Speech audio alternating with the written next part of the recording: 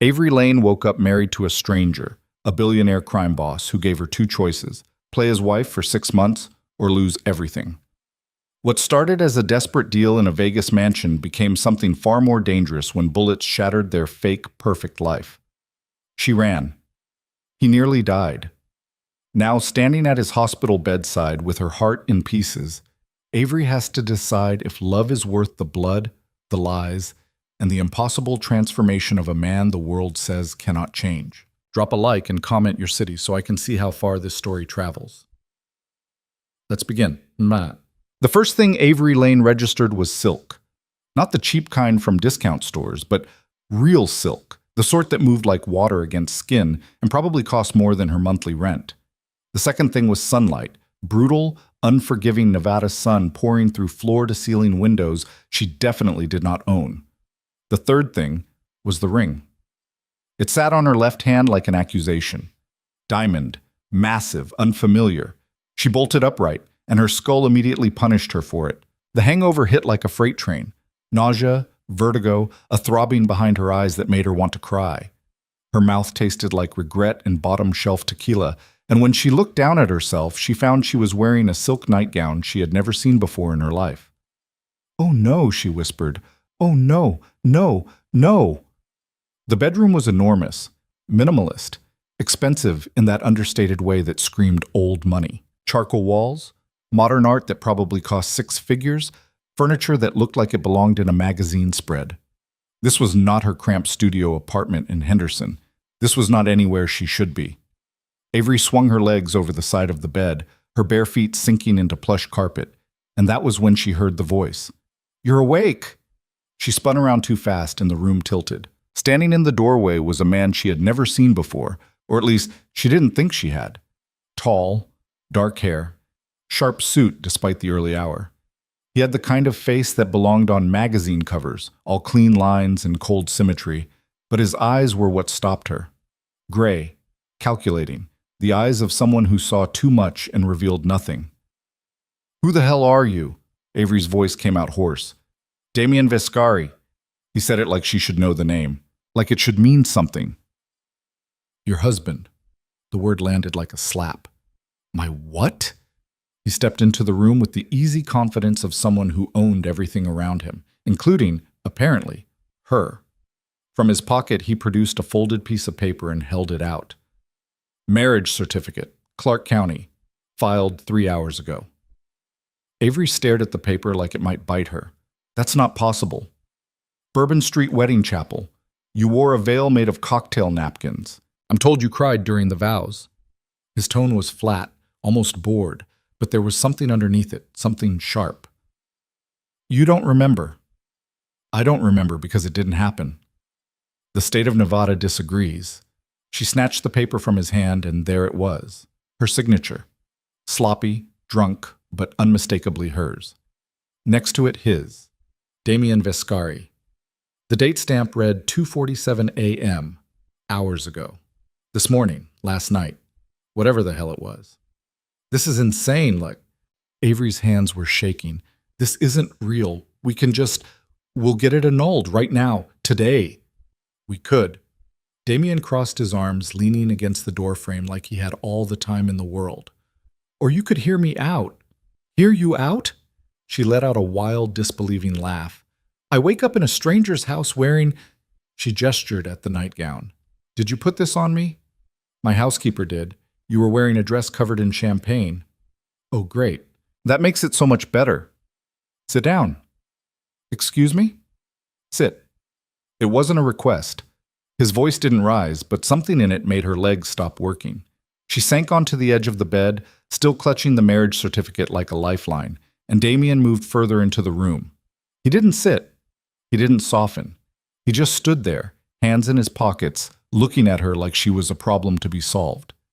"I'm going to say this once," he began, "so pay attention. Last night you and I got married. Legally, binding, real. I don't remember it either, but here we are. Now, I have 2 options. Option 1, I file for an annulment, we pretend this never happened, and you go back to your life. Okay, yes, let's do that. Option 2, he continued, ignoring her. You stay married to me for 6 months. You play the part. You show up when I need you, smile when I tell you to, and convince my family and my business partners that this marriage is real. In exchange, I pay off every debt you have, give you a place to live, and at the end of 6 months, you walk away with $500,000 and a clean slate. Avery stared at him. What? You heard me? You're insane. I'm pragmatic. He tilted his head slightly, studying her. You're drowning, Miss Lane. Student loans, credit card debt, medical bills from your mother's last hospital stay. You're 3 months behind on rent, and your landlord is filing eviction papers next week. You work 2 jobs and still can't keep your head above water. Her stomach dropped. How do you know that? I know everything. That's creepy. That's due diligence. He moved closer, and Avery instinctively leaned back. He stopped a few feet away, hands still in his pockets, expression unreadable. I need a wife. You need money. This is a transaction, nothing more. Why? Her voice came out smaller than she wanted. Why would you need a wife? She gestured vaguely at him, at the room, at everything. You're clearly rich. You're clearly powerful. What could you possibly need from me? My family has expectations. The words were clipped, tight. My grandfather built an empire and he's dying. He wants to see me settled, married, respectable. I don't have time to court someone, and I sure as hell don't want to marry someone who'll ask questions or expect love. You're convenient. You're desperate. And according to the state of Nevada, you're already mine. I'm not anyone's. Then walk away. He pulled out his phone, tapped the screen a few times, and turned it toward her. Here's what that looks like. She looked. Bank statements, bills, letters from collection agencies, her entire financial life laid bare on a stranger's phone screen. It was invasive and humiliating, and worst of all, it was accurate. You don't get to do this, Avery whispered. I'm not doing anything. I'm offering you a choice. That's not a choice. That's coercion. Call it whatever you want. He pocketed the phone. But you've got 10 seconds to decide. 10 seconds? I'm a busy man. You're a monster. 8 seconds. Avery stood, the silk nightgown swishing around her legs, and she hated how small she felt, how cornered. This man, this stranger, had somehow crawled inside her life and found every weak spot, every crack, every point of pressure, and now he was squeezing. If I say no, she asked, then you leave. I'll have a car take you home. The annulment will be filed by end of business today. We'll never see each other again. And if I say yes? Then you become Mrs. Vescari for 6 months. You move into this house. You attend family dinners, business events, and whatever else I need you for. You don't ask questions. You don't complain. You do exactly what I tell you, when I tell you, and at the end you walk away rich and free. That's prostitution. No, Damien said coldly. That's marriage. Avery wanted to scream. She wanted to throw the marriage certificate in his face and storm out of this ridiculous mansion and never look back. But her phone was buzzing in her head with notifications she didn't need to see. Past due. Final notice. Eviction warning. Her mother's care facility calling about late payments. The school district threatening to cut her hours because budget cuts always hit the newest teachers first. She thought about her apartment. The water-stained ceiling. The broken heater. The neighbor who screamed at his girlfriend every weekend. She thought about eating ramen for the 4th night in a row because groceries were a luxury. She thought about the look on her mother's face the last time she visited. Cloudy, confused, not recognizing her own daughter because good memory care cost money. Avery didn't have. Why me? She asked quietly. Wrong place, wrong time. We were both drunk. You said yes. That makes you convenient. I hate you. You don't know me well enough to hate me. I know enough. Damien checked his watch. Time's up. What's it gonna be? Avery looked down at the ring on her finger. It caught the light, throwing tiny rainbows across the expensive carpet, and she felt something inside her crack. Not break, just crack. Enough to let the desperation seep through. 6 months, she said. 6 months. And then I'm free. Then you're free. She met his eyes, those cold gray eyes that gave away nothing, and nodded once. Fine, I'll do it. For the first time since she woke up, Damien's expression shifted. Not a smile, not relief, just a flicker of something that might have been satisfaction. Good. We start now. The contract arrived 2 hours later. Avery sat in what Damien called the East Sitting Room, which was a pretentious way of saying a room with uncomfortable furniture and too much art, and stared at the stack of papers a lawyer had just placed in front of her. The lawyer was a woman in her 50s with steel gray hair and an expression that suggested she'd seen everything and been impressed by none of it. "Read it carefully," the lawyer said. "Sign at the bottom of each page." "I don't have a lawyer." "You don't need one. This contract is very straightforward." "Contracts are never straightforward." The woman's lips twitched. Almost a smile. "You're smarter than you look." "Thanks, I think." Avery started reading. The language was dense, full of legal jargon that made her head hurt worse than the hangover, but the terms were clear enough. 6 months. Public appearances is required. No infidelity, Clause 7b, underlined twice. No speaking to the press without approval. No contact with Damien's business associates outside of pre-approved events. In exchange, immediate payment of all outstanding debts, a monthly stipend of $10,000, and a lump sum of $500,000 upon successful completion of the contract term. "This is insane," Avery muttered.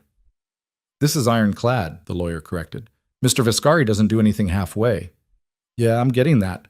She kept reading. There were clauses about living arrangements. She'd have her own bedroom, but was expected to share Damien's bed when family visited. Clauses about appearance. She'd have access to a stylist, personal shopper, and whatever else was needed to maintain appropriate standards.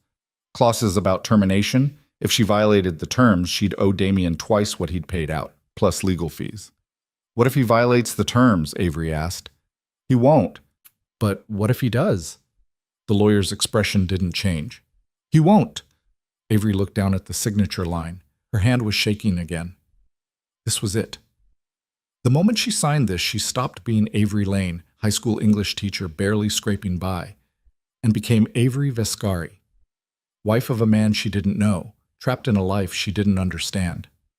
She thought about her mother again, about the bills, about the eviction notice, about the crushing, suffocating weight of being broke in a world that punished poverty at every turn.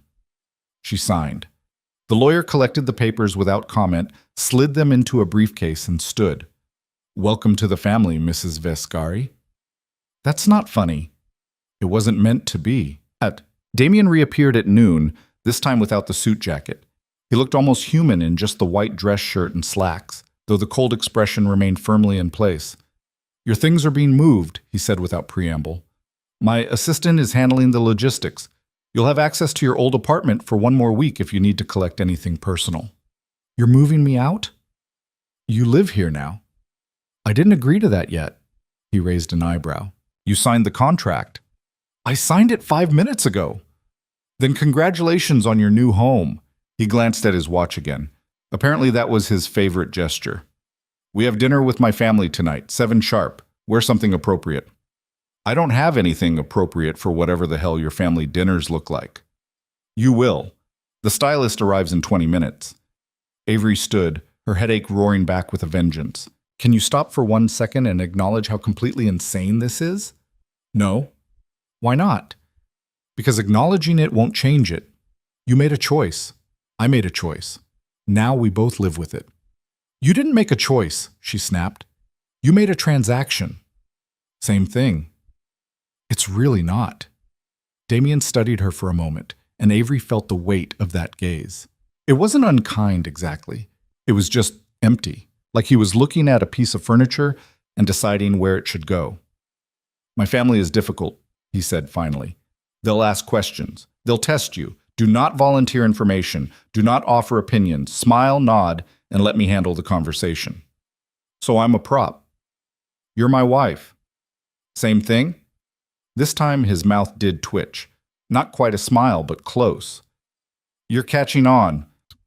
The stylist turned out to be a tiny woman named Simone, who spoke in rapid-fire sentences and had opinions about everything. She took one look at Avery and sighed like she'd been personally offended. "We have work to do," Simone declared. "What's wrong with how I look?" How much time do you have? Avery was dragged through 2 hours of what Simone called emergency triage: hair, makeup, wardrobe.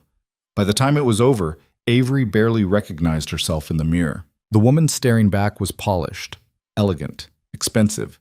She wore a black cocktail dress that probably cost more than her car, heels that made her calves ache, and subtle jewelry that still managed to scream wealth. Better, Simone said, circling her like a shark. Not perfect, but better. Thanks? You're welcome. Now, posture. Stand up straight, no slouching. You're married to Damien Viscari, not a hedge fund manager. What's the difference? About $40 million and significantly more danger. Avery froze. Danger? Simone waved a hand dismissively. Not my department. Now walk. Let me see your walk. My walk is fine.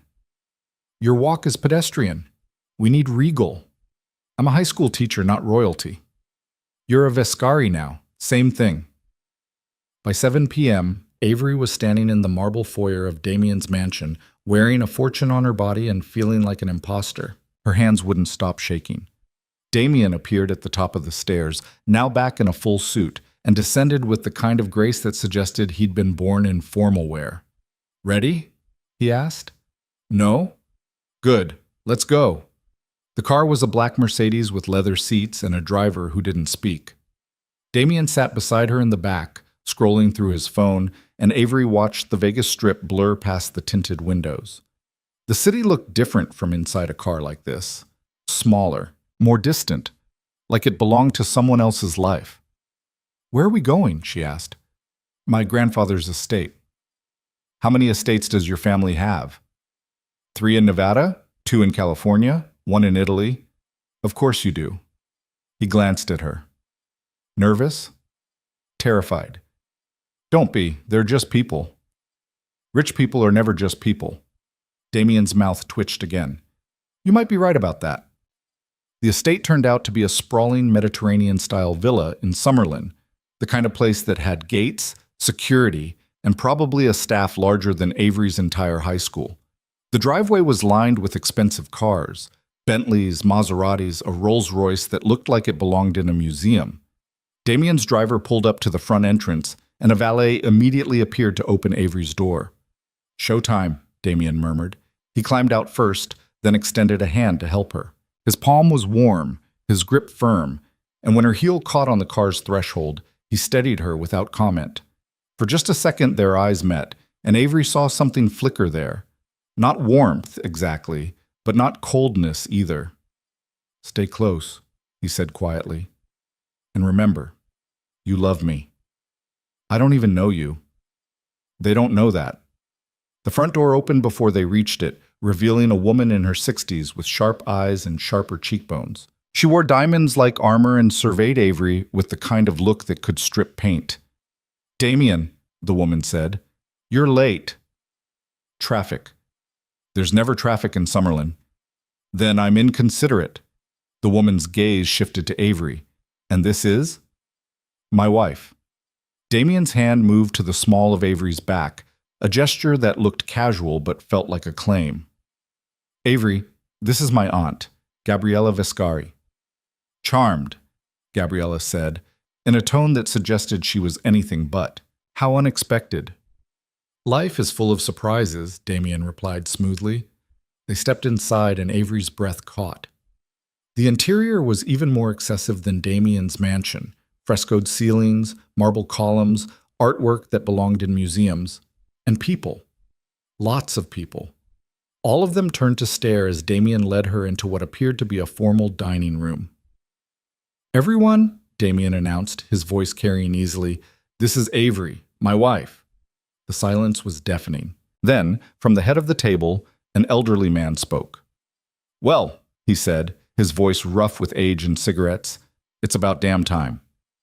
Dinner was a masterclass in survival. Avery sat to Damien's right, acutely aware that every person at the table was watching her, judging her, calculating. The old man, Damien's grandfather, Lorenzo, presided over the meal like a king holding court, asking questions that felt like interrogations disguised as small talk. Where did you two meet? Lorenzo asked, cutting into his steak with surgical precision. A charity event, Damien lied smoothly. Avery was volunteering. I was bored. She made me laugh. I didn't know you could laugh, someone muttered. It sounded like one of Damien's cousins, a man with slicked back hair and a smirk that made Avery's skin crawl. I have hidden depths, Damien said dryly. And you, Avery. Lorenzo's pale eyes fixed on her. What do you do? I teach English at a public high school. A teacher. He said it like she'd confessed to being a serial killer. How quaint. I like it, Avery said, forcing her voice to stay steady. The kids are good, most of them anyway. And now you'll be joining the family business, I assume. The family business? Construction, Damien interjected. Real estate development, import, export, nothing that requires a teaching degree. Lorenzo's eyes gleamed. Pity. I'm sure you would have brought an interesting perspective. The meal continued, course after course, each one more elaborate than the last. Avery barely tasted any of it. She was too busy navigating the minefield of conversation, trying to figure out who was genuinely curious and who was waiting for her to slip up. Gabriella, the aunt, asked pointed questions about Avery's family. A cousin named Marco made jokes about Vegas weddings that felt like thinly veiled insults. And through it all, Lorenzo watched, his expression unreadable. Tell me, Avery, Lorenzo said as dessert was served, what made you say yes? To what? To my grandson. Damien is not an easy man. He's cold, controlling, and utterly ruthless when it suits him. So I'm curious, what made you think you could handle being his wife? The table went silent. Every eye was on her. Damien's hand found her knee under the table, a warning or reassurance. She couldn't tell which. Avery looked at Lorenzo, then at Damien, then back to Lorenzo. I said yes because he asked, she said simply, and because I think people deserve a chance to surprise you.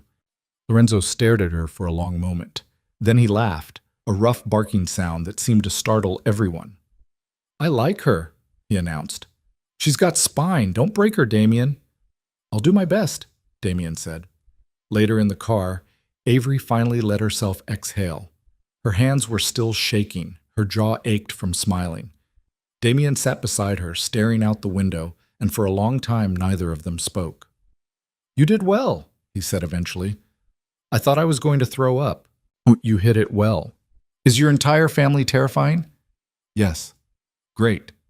He turned to look at her, and in the dim light of the car his expression was softer, almost human. They liked you. That's rare. Your grandfather said I had spine. He meant it. Is he always that intense? He's dying, Damien said flatly. Cancer, stage 4. The doctors give him 6 months, maybe less. He wants to see me settled before he goes. That's why the marriage matters. That's why you're here. Avery absorbed that. I'm sorry. Don't be. He's lived longer than most men in his position do. What position is that? Damien didn't answer. He just turned back to the window, and Avery decided not to push. Not tonight. She was too tired, too overwhelmed, too aware that her entire life had been turned upside down in the span of a single day. When they pulled into the mansion, Damien walked her to the door of what he called her room. It was across the hall from his, spacious and luxurious and completely impersonal. Sleep, he said. Tomorrow, we start preparing you for the next event. What's the next event? A gallery opening. Very public, lots of press. You'll need to be perfect. I'm not perfect. Then learn to fake it. He turned to leave, and Avery surprised herself by speaking. Damien? He stopped. Yes? Why did you really marry me? Last night, when we were drunk. What did I say that made you go through with it? For a moment, she thought he wouldn't answer. Then he looked back at her, and something in his expression cracked, just for a second, just enough for her to see that maybe, underneath all the ice, there was something else. You said you wanted to disappear, he said quietly. You said you were tired of being invisible. So I made you visible. By trapping me, by giving you an option. That's not the same thing. No, Damien agreed. It's not. He left, and Avery stood in the doorway of her new room, staring at the enormous bed she'd be sleeping in alone. The ring on her finger felt impossibly heavy.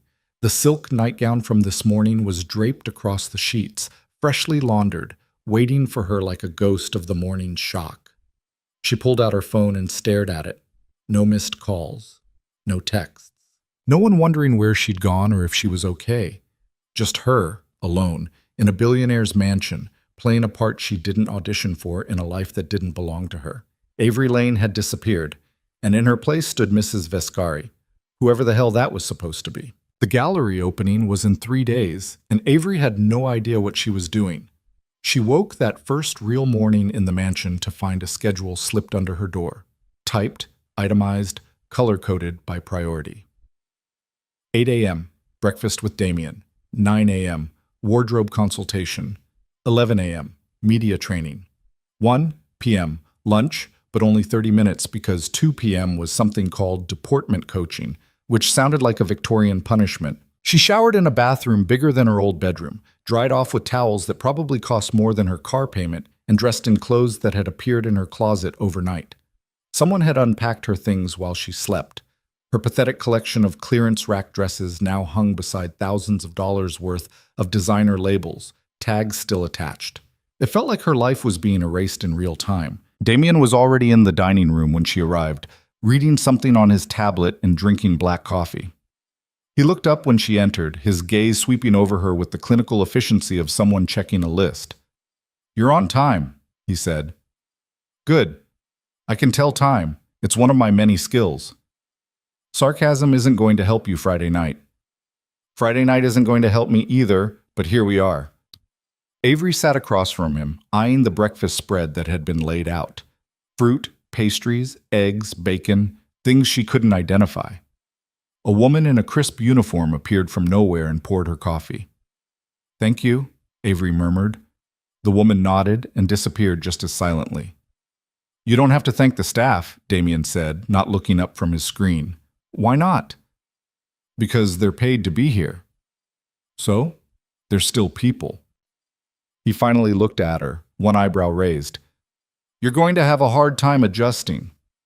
"To being rude? To being efficient." He set down the tablet. "The gallery opening is important. My family will be there, business associates, people who matter. You'll be photographed, quoted, analyzed. Everything you say and do will reflect on me." "No pressure, then." "I'm serious, Avery. So am I. I'm a high school English teacher. I don't know how to do whatever this is." She gestured vaguely at the room, at him, at everything. "I don't know how to be the person you need me to be." "That's why you have 3 days to learn." The media trainer was a man named Richard, who spoke in sound bites and treated every sentence like it might end up on the evening news. He was balding, wore too much cologne, and had the energy of someone who'd consumed their body weight in espresso. "First rule," Richard announced, pacing in front of where Avery sat on an uncomfortable sofa in what Damien called the library. "Never say no comment. It makes you look guilty." "Guilty of what?" "Everything. Anything. Doesn't matter. The optics are terrible." "What if I actually have no comment?" "Then you deflect, redirect, pivot to approved talking points." He handed her a laminated card. "Memorize these." Avery looked down at the card. It was full of bland, meaningless phrases. "I'm so grateful for this opportunity. Damien and I are very happy together. We're focused on building our future as a family." "This is corporate speak," she said. "This is survival," Richard corrected. "Now, let's practice. I'm a reporter. I ask you—" He adopted an aggressive posture, shoving an imaginary microphone toward her face. "Mrs. Vescari, how does it feel to marry into one of Vegas's most powerful families?" Avery blinked. Too slow. You hesitated." Hesitation reads as doubt. Again. "How does it feel to marry into one of Vegas's most powerful families?" "It feels nice?" Richard groaned. "Nice. She said nice. We're all doomed." They practiced for 2 hours. By the end, Avery could recite the talking points in her sleep, but she still felt like a fraud. Every word that came out of her mouth sounded hollow, rehearsed, like she was reading lines in a play she hadn't auditioned for. Deportment coaching turned out to be even worse. A woman named Celeste, Rail-thin and perpetually disappointed, made Avery walk back and forth across the library with a book on her head. "Shoulders back," Celeste barked. "Chin up, you're not a turtle." "I'm a teacher. I sit at a desk." "Well, now you're Mrs. Viscari. You stand in heels and smile." The book tumbled off Avery's head for the 5th time, and Celeste sighed like she'd been personally victimized. Again. That evening, Damien found her in the library, surrounded by note cards and half-drunk coffee, trying to memorize names and faces from a family tree that looked more like a crime scene diagram. "You're still working," he observed. "Your cousin Marco has 3 wives. How is that legal?" "He doesn't have 3 wives. He's been divorced twice." "Your family tree is a nightmare." Damien's mouth twitched, almost a smile. "You're not wrong."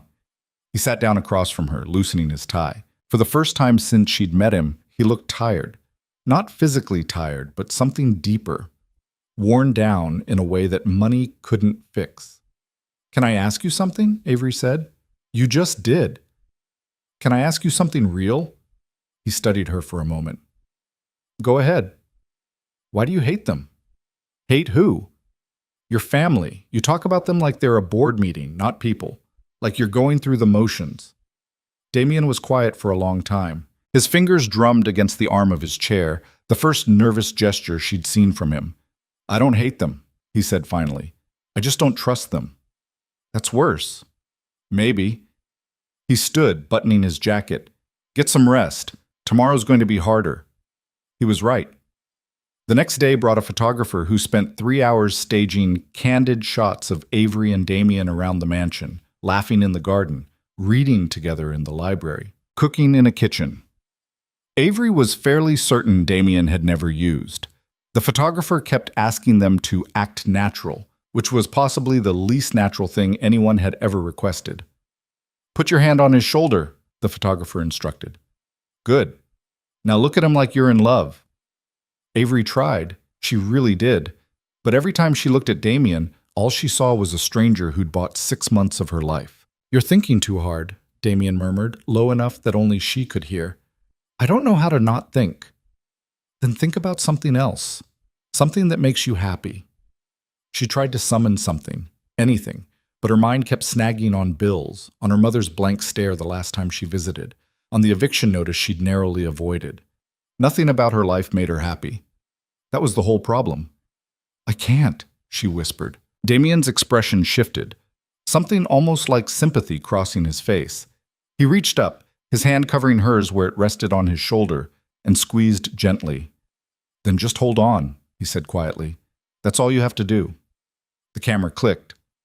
"Perfect," the photographer crowed. "That's the shot. That's the one." That night, Avery lay in her enormous bed and stared at the ceiling. Across the hall, she could hear Damien moving around in his room, the faint sound of a phone conversation, his voice too low to make out the words. Then silence. She wondered what he was thinking. If he ever regretted this insane arrangement, if he ever looked at her and saw a person instead of a problem he'd solved with money. Her phone buzzed, a text from an unknown number. "Tomorrow, 10 a.m., East Sitting Room. Come alone." Avery frowned. She almost ignored it, probably spam or a wrong number, but something made her respond. "Who is this?" The reply came immediately. "Gabriella.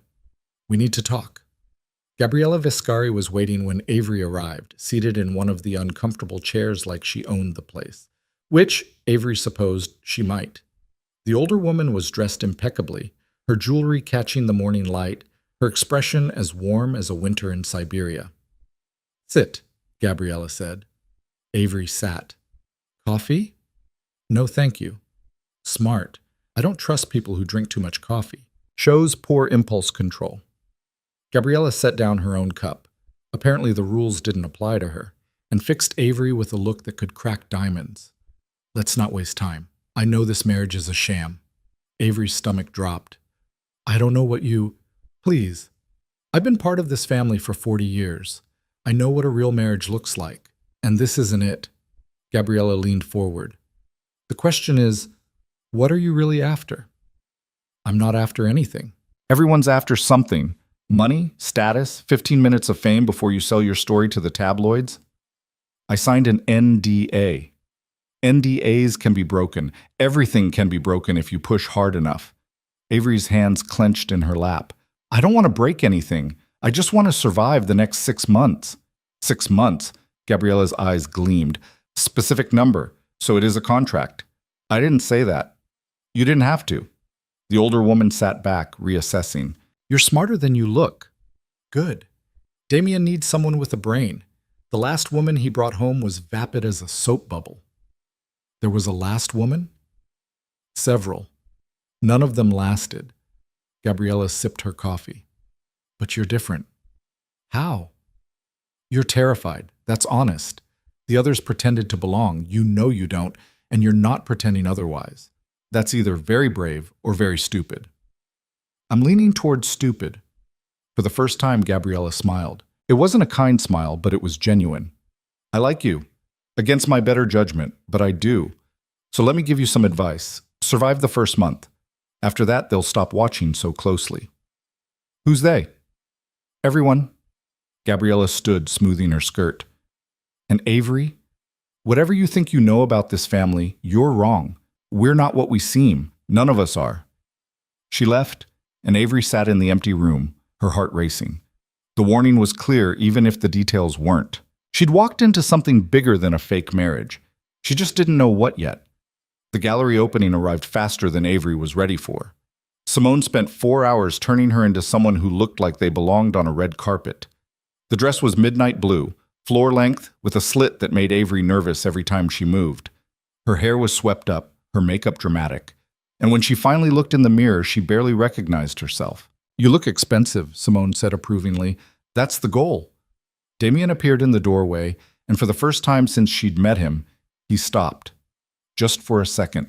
His eyes traveled over her, and something in his expression shifted. You look... He stopped. Expensive? Avery supplied. I was going to say beautiful, but sure, expensive works. The gallery was in downtown Vegas, a converted warehouse that had been transformed into a sleek, modern space. By the time they arrived, photographers were already lined up outside, shouting questions, cameras flashing like strobe lights. Remember, Damien murmured as their driver pulled up to the entrance. Smile, wave, don't answer questions. Let me handle everything. What if someone asks me something directly? Deflect. You spent 2 hours learning how. The door opened and the noise hit like a wall. Damien stepped out first, then turned to help Avery. His hand was steady on hers as she emerged into the chaos of flashing lights and shouted questions. Mr. Viscari, over here. Who's your date? Is it true you got married? Damien's arm slid around her waist, pulling her close. To anyone watching, it looked protective, affectionate. Avery could feel the tension in his body, the careful control in every movement. Smile, he murmured against her ear. She did. She smiled until her face hurt, waved at cameras she couldn't see past the lights, and let Damien guide her through the gauntlet of press and into the gallery. Inside was only slightly less chaotic. Beautiful people in expensive clothes, servers circulating with champagne and canapes, art on the walls that probably cost more than her yearly salary. Stay close, Damien said, and Avery had no intention of doing anything else. They made it maybe 10 minutes before someone cornered them. A man in his 50s, silver-haired and shark-eyed, approached with the confidence of someone who'd never been told no. Damien, the man said warmly. Too warmly. I heard congratulations are in order. Victor. Damien's voice was cooler. This is my wife, Avery. Avery, Victor Castellano. He owns half the casinos on the Strip. Only half? Victor laughed, but his eyes never left Avery's face. You're more beautiful than the photos. Tell me, how did you manage to catch Vegas's most eligible bachelor? I didn't catch him, Avery said, remembering Richard's coaching. We caught each other. How romantic. Victor's smile didn't reach his eyes. And what do you do, Avery? I'm a teacher. How noble. He said it like she'd confessed to being unemployed. I'm sure Damien will find something more suitable for you now. Teaching is suitable, Avery said, and she heard the edge in her own voice. It's important work. Of course it is. Victor's attention shifted back to Damien. We should talk about the Henderson project. Not tonight. It's urgent. Everything's urgent with you. Damien's hand tightened on Avery's waist. Tomorrow, my office. Victor's smile thinned. Tomorrow, then. He nodded to Avery. Lovely to meet you, Mrs. Vescari. He walked away, and Avery exhaled. I don't like him. No one does, but he's useful. For what? Business. Damien steered her toward a quieter corner of the gallery. You did well. I wanted to punch him. So did I, but that's not how this works. How does it work? Before Damien could answer, Lorenzo appeared.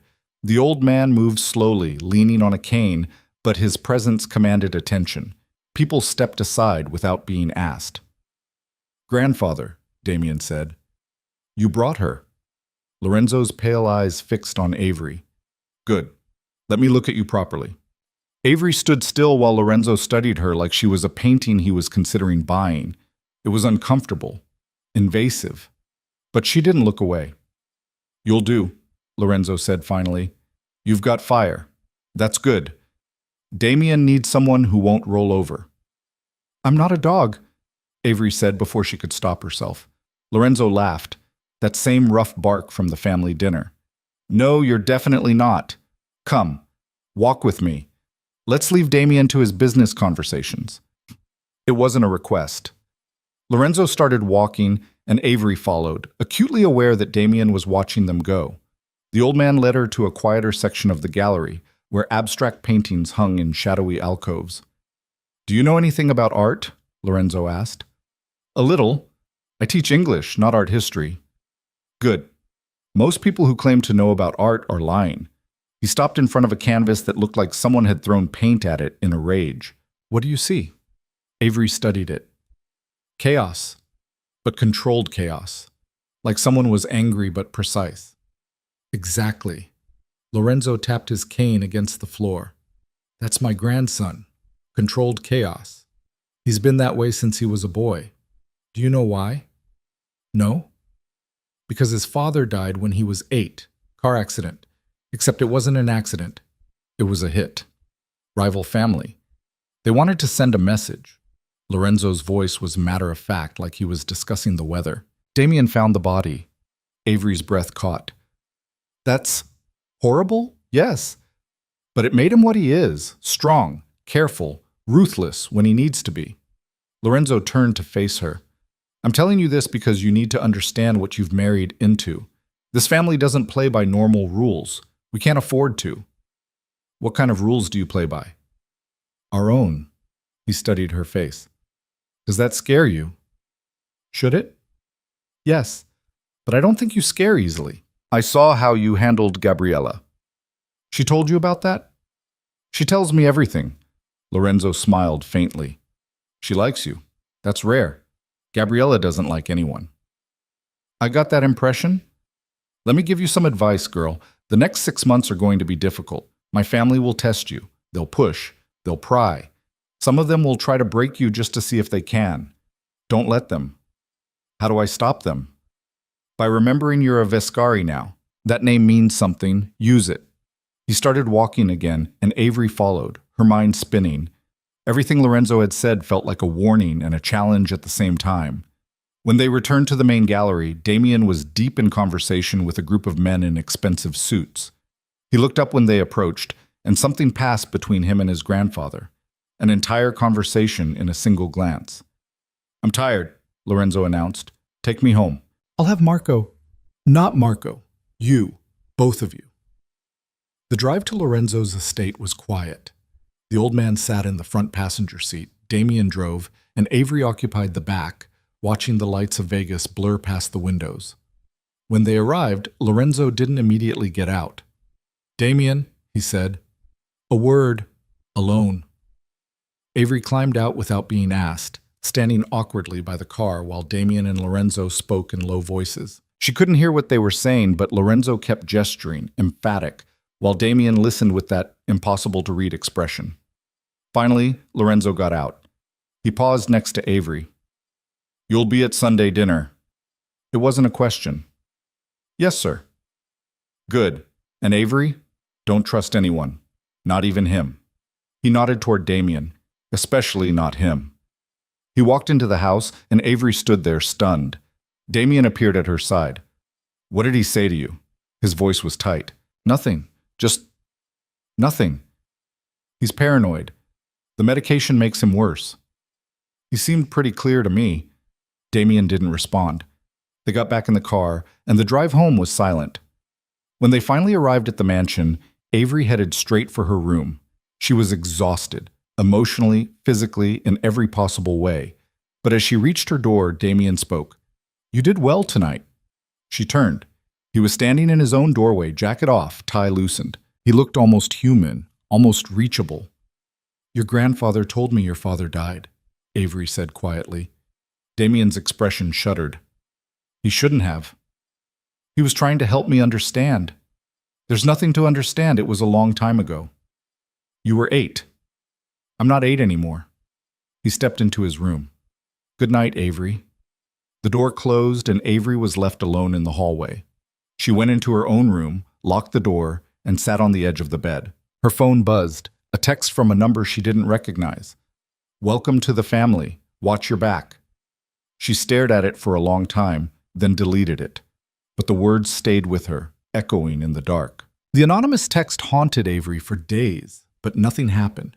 No threats, no follow-up messages, just silence, which somehow felt worse.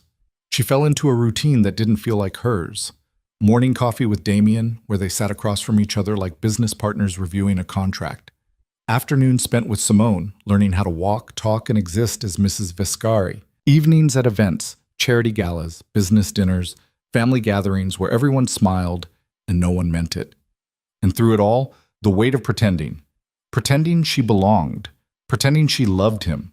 Pretending this was anything other than a transaction with an expiration date.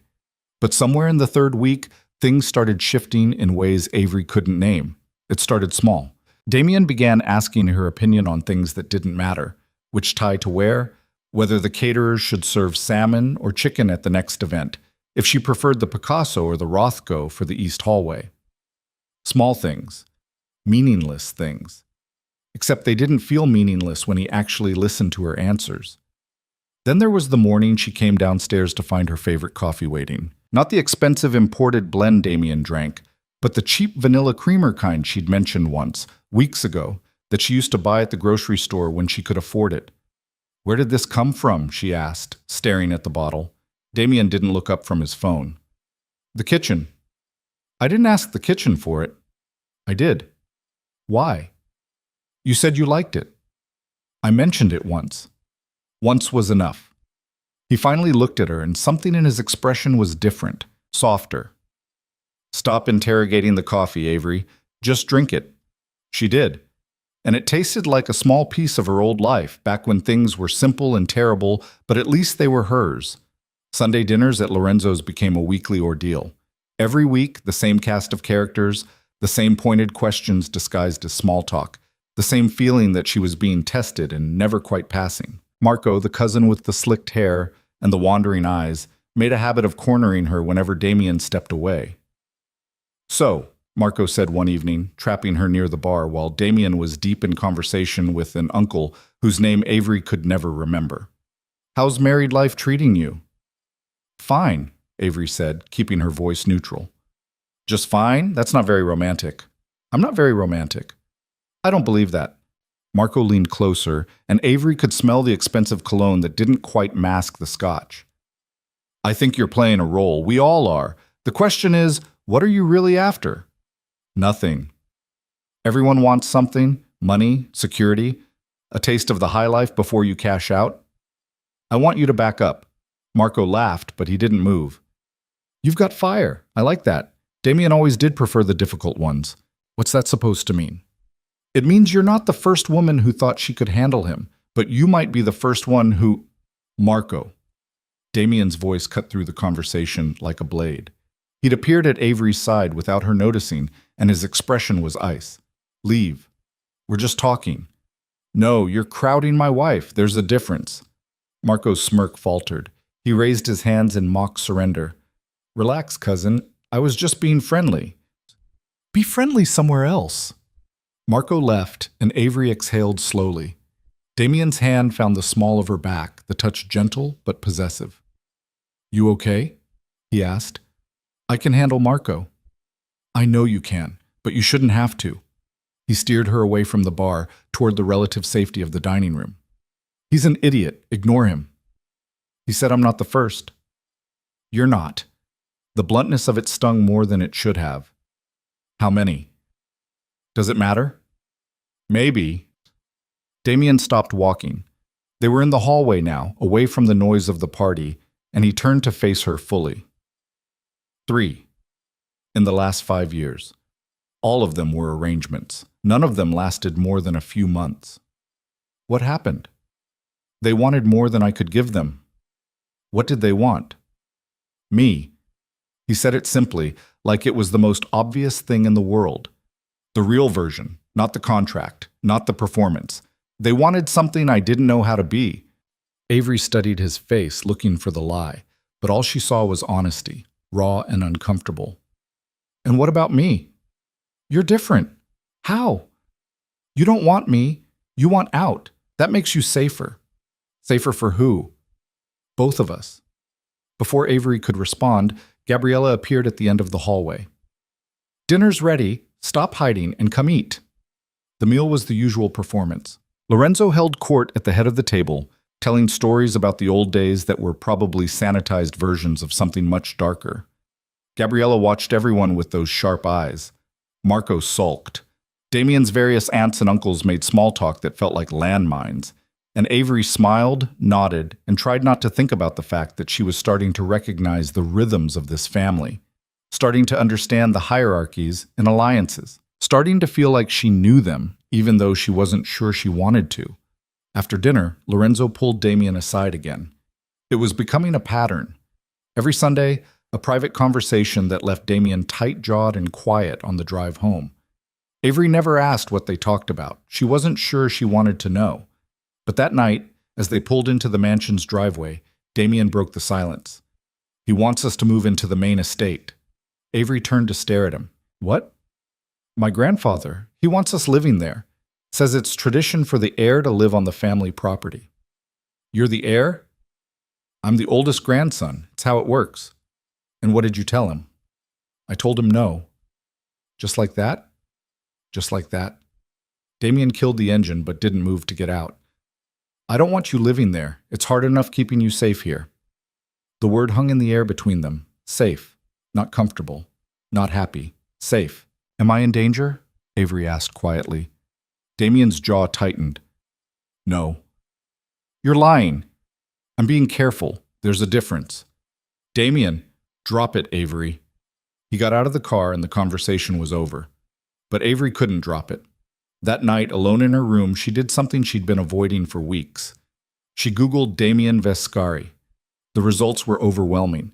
Pages and pages of articles, photos, speculation. Most of it was standard rich person fare, charity events, business acquisitions, real estate deals. But buried deeper, past the PR-friendly coverage, she found other things. Whispers. Allegations. An expose from 5 years ago about the Vescari family's alleged ties to organized crime. The article was careful, full of alleged and rumored and sources claim. But the picture it painted was damning. Money laundering, racketeering, connections to people who had a habit of disappearing when they became inconvenient. Avery closed her laptop and stared at the ceiling. She'd known, on some level, that the family wasn't exactly legitimate. Lorenzo's warnings, Gabriella's cryptic comments, the way people looked at Damien with fear disguised as respect, but seeing it laid out in black and white made it real in a way it hadn't been before. She was married to a criminal, or the son of criminals, or whatever variation of the truth existed in the space between allegations and proof. Her phone buzzed. Another text from the unknown number. "Still think you're safe?" Avery's hand shook as she typed back, "Who are you?" No response. She waited 10 minutes, 20, an hour. Nothing. Just silence and the sick feeling that she'd walked into something far worse than a fake marriage. The next morning, Damien found her in the library, surrounded by her old teaching materials. She'd asked for them to be brought from her apartment, and now they were spread across the desk. Lesson plans, graded essays, A coffee-stained copy of The Great Gatsby that she'd read so many times the spine had cracked. "You miss it," Damien said. It wasn't a question. "Every day." "You could go back. After." "Could I?" Avery looked up at him. "I've been gone for almost a month. They've already replaced me. I checked." "So, teach somewhere else." "Where? What school is going to hire me after 6 months as a Viscari? They'll think I'm slumming or conducting an anthropological study, or they'll think you took time off to get married, which is true." "Is it?" Damien pulled out a chair and sat across from her. He looked tired. She realized she was starting to recognize his moods. The set of his shoulders when he was stressed, the way his jaw tightened when he was angry, the small crease between his eyebrows when he was thinking too hard about something he didn't want to think about. "What did you find?" he asked. "What?" "Last night, you Googled me. I can see it in your face." Avery's stomach dropped. "How did you—" "I own the Wi-Fi. I see everything that happens in this house." "That's invasive." "That's security." He leaned forward. "What did you find?" "Articles. Allegations. Things about your family and organized crime." "And?" "And I need to know if they're true." Damien was quiet for a long moment. When he finally spoke, his voice was careful, measured. "My grandfather built an empire. Some of it was legitimate. Some of it wasn't. By the time I was old enough to understand what that meant, the lines were already blurred." "That's not an answer." "It's the only answer I have." "Are you—" Avery struggled to find the right words. Are you involved? In whatever he does?" "I run the legitimate side, real estate, construction, investments. I don't touch the rest."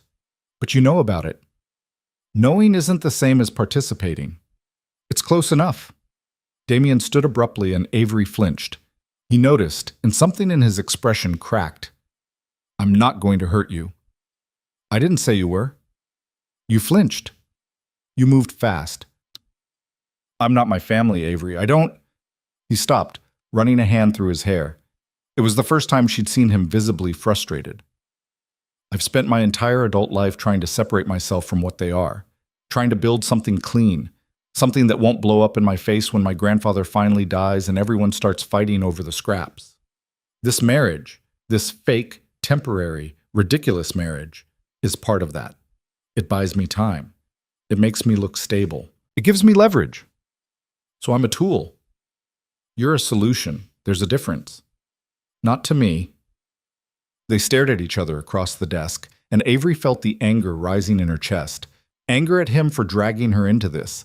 Anger at herself for agreeing. Anger at the universe for making her desperate enough that this seemed like a good idea. "I want out," she said quietly. "No, you don't." "Yes, I do." "Then leave." Damien's voice was cold again, controlled.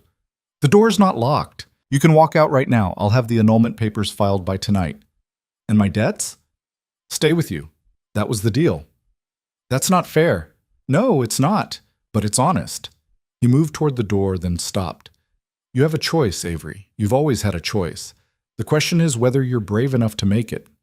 He left, and Avery sat there, shaking with rage and fear and something else she couldn't name. She looked down at the copy of The Great Gatsby on the desk, at the green light on the cover, and thought about Gatsby reaching for something he could never have, about the American dream and how it was always just out of reach, about wanting and winning and losing and whether any of it mattered in the end.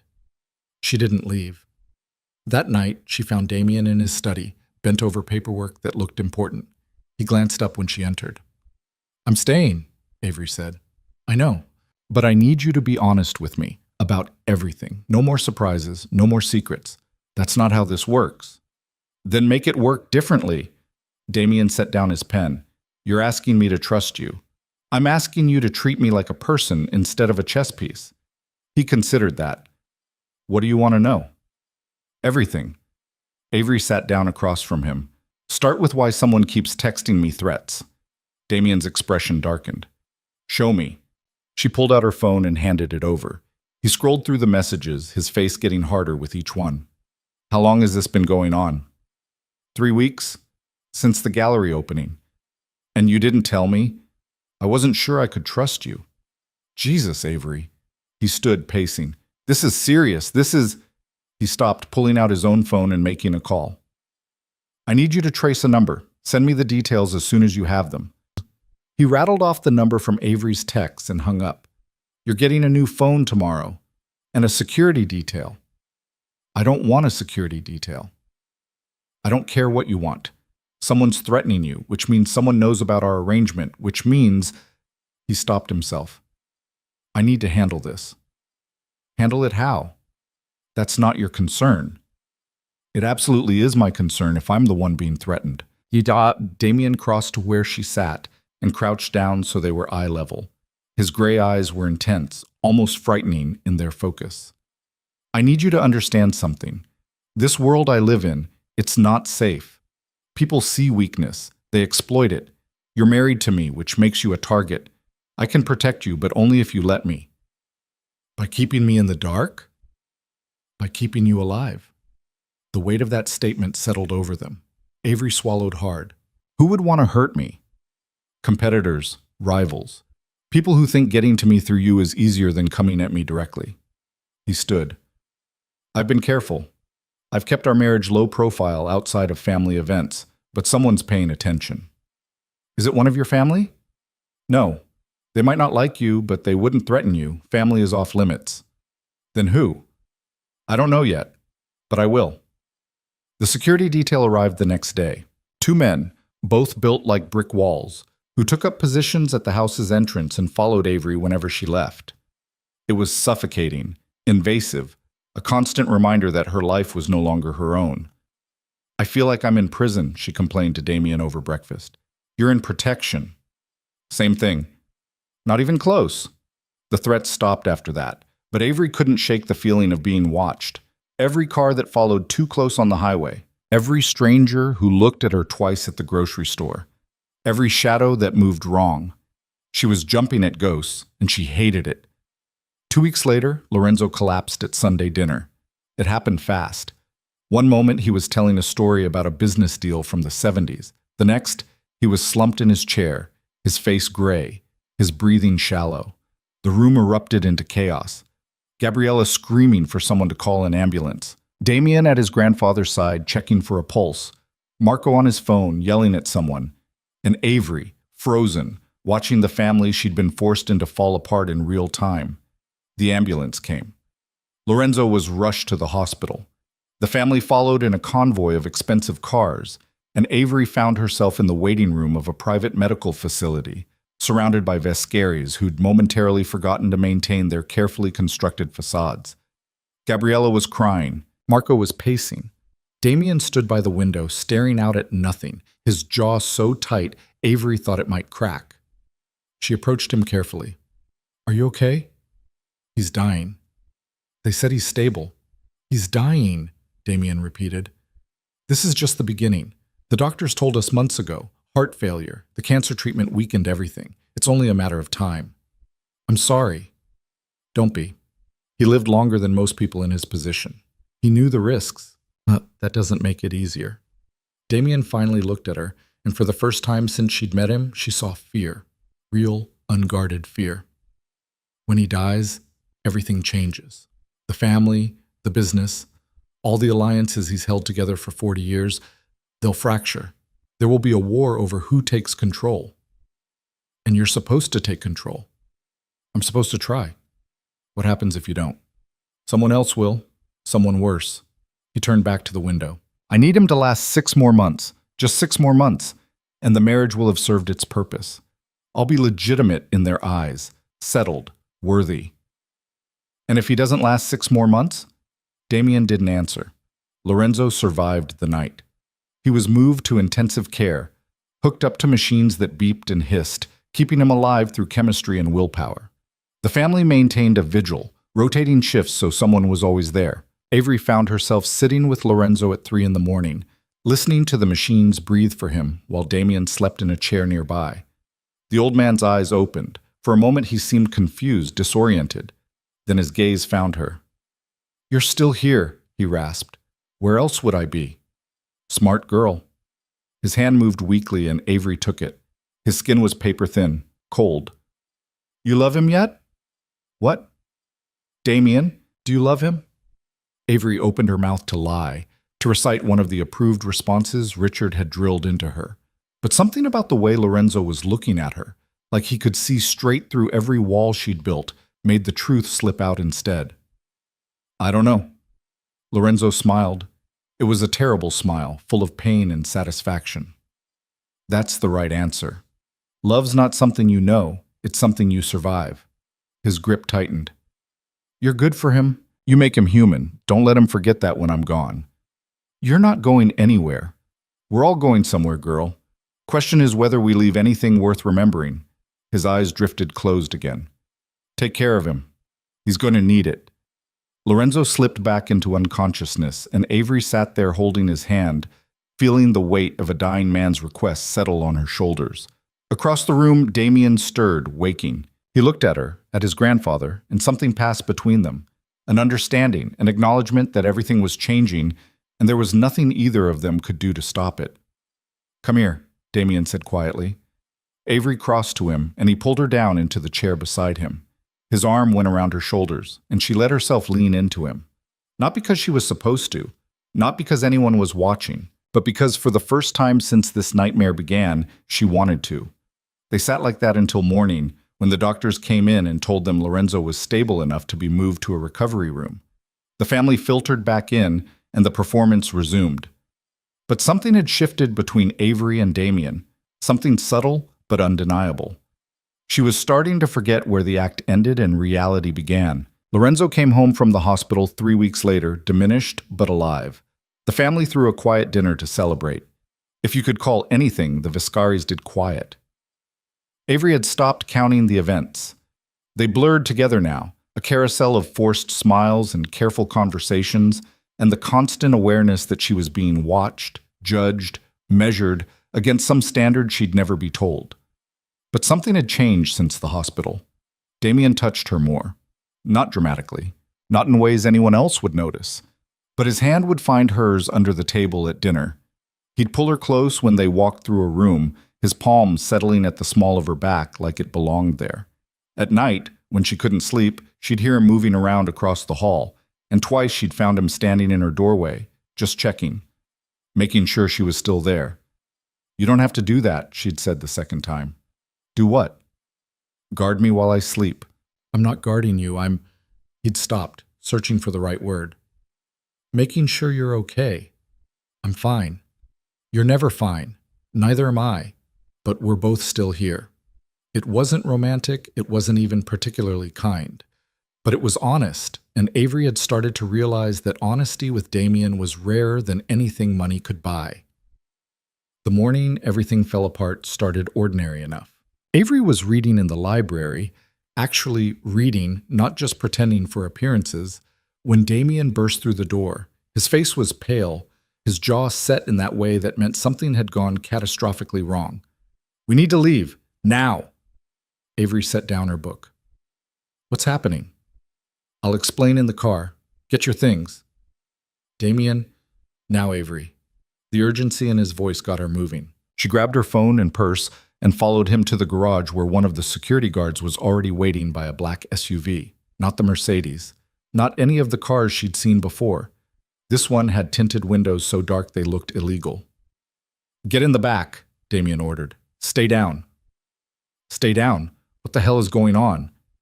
Someone leaked photos of us from before we got married. Avery's stomach dropped. What photos? Security footage from the wedding chapel. You drunk, barely standing. Me practically carrying you. It looks... He stopped himself. It looks like exactly what it was. How bad? Bad enough that every news outlet in Vegas has it. Bad enough that my family is asking questions I can't answer. Bad enough that... His phone rang. He glanced at the screen and declined the call. Bad enough that we need to disappear for a few days until I can control the damage. They drove for 2 hours, heading northeast into the desert. The security guard, his name was Mason, and he'd been the silent shadow at Avery's side for weeks, didn't speak except to take occasional calls that he answered in clipped professional tones. Damien spent the entire drive on his phone, his voice low and tight as he barked orders at people Avery couldn't see. I don't care what they're offering. No comment. No interviews. Nothing. Pause. Then pay them more. Buy the footage. I want every copy destroyed by end of business today. Another pause. Because if you don't, you're fired. That's why. He hung up and immediately dialed someone else. Where are we going? Avery asked quietly. Safe house, off the grid. No one knows about it except me and Mason. What about your family? Especially not my family. They ended up at a cabin in the middle of nowhere. Not rustic. Nothing Damien owned was ever truly rustic, but isolated. Solar panels on the roof, a generator in back, supplies for weeks if necessary. Mason did a sweep of the perimeter while Damien got Avery inside. The cabin was one large room with a kitchenette, a sitting area, and a bedroom visible through an open doorway.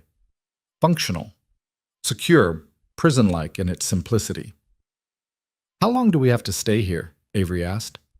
However long it takes.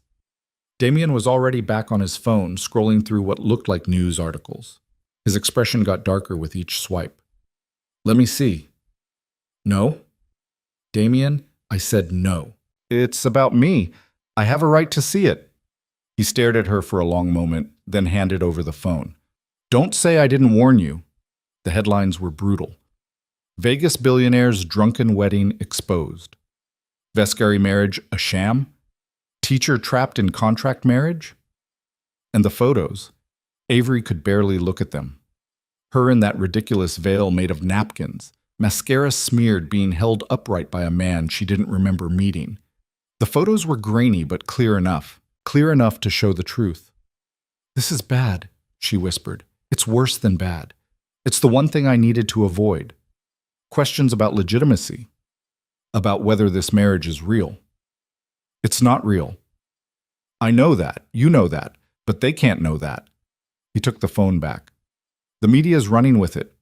By tomorrow, there will be think pieces about contract marriages and gold diggers and every other piece of garbage narrative they can spin. My family is going to want answers. Lorenzo is going to... He stopped, running both hands through his hair.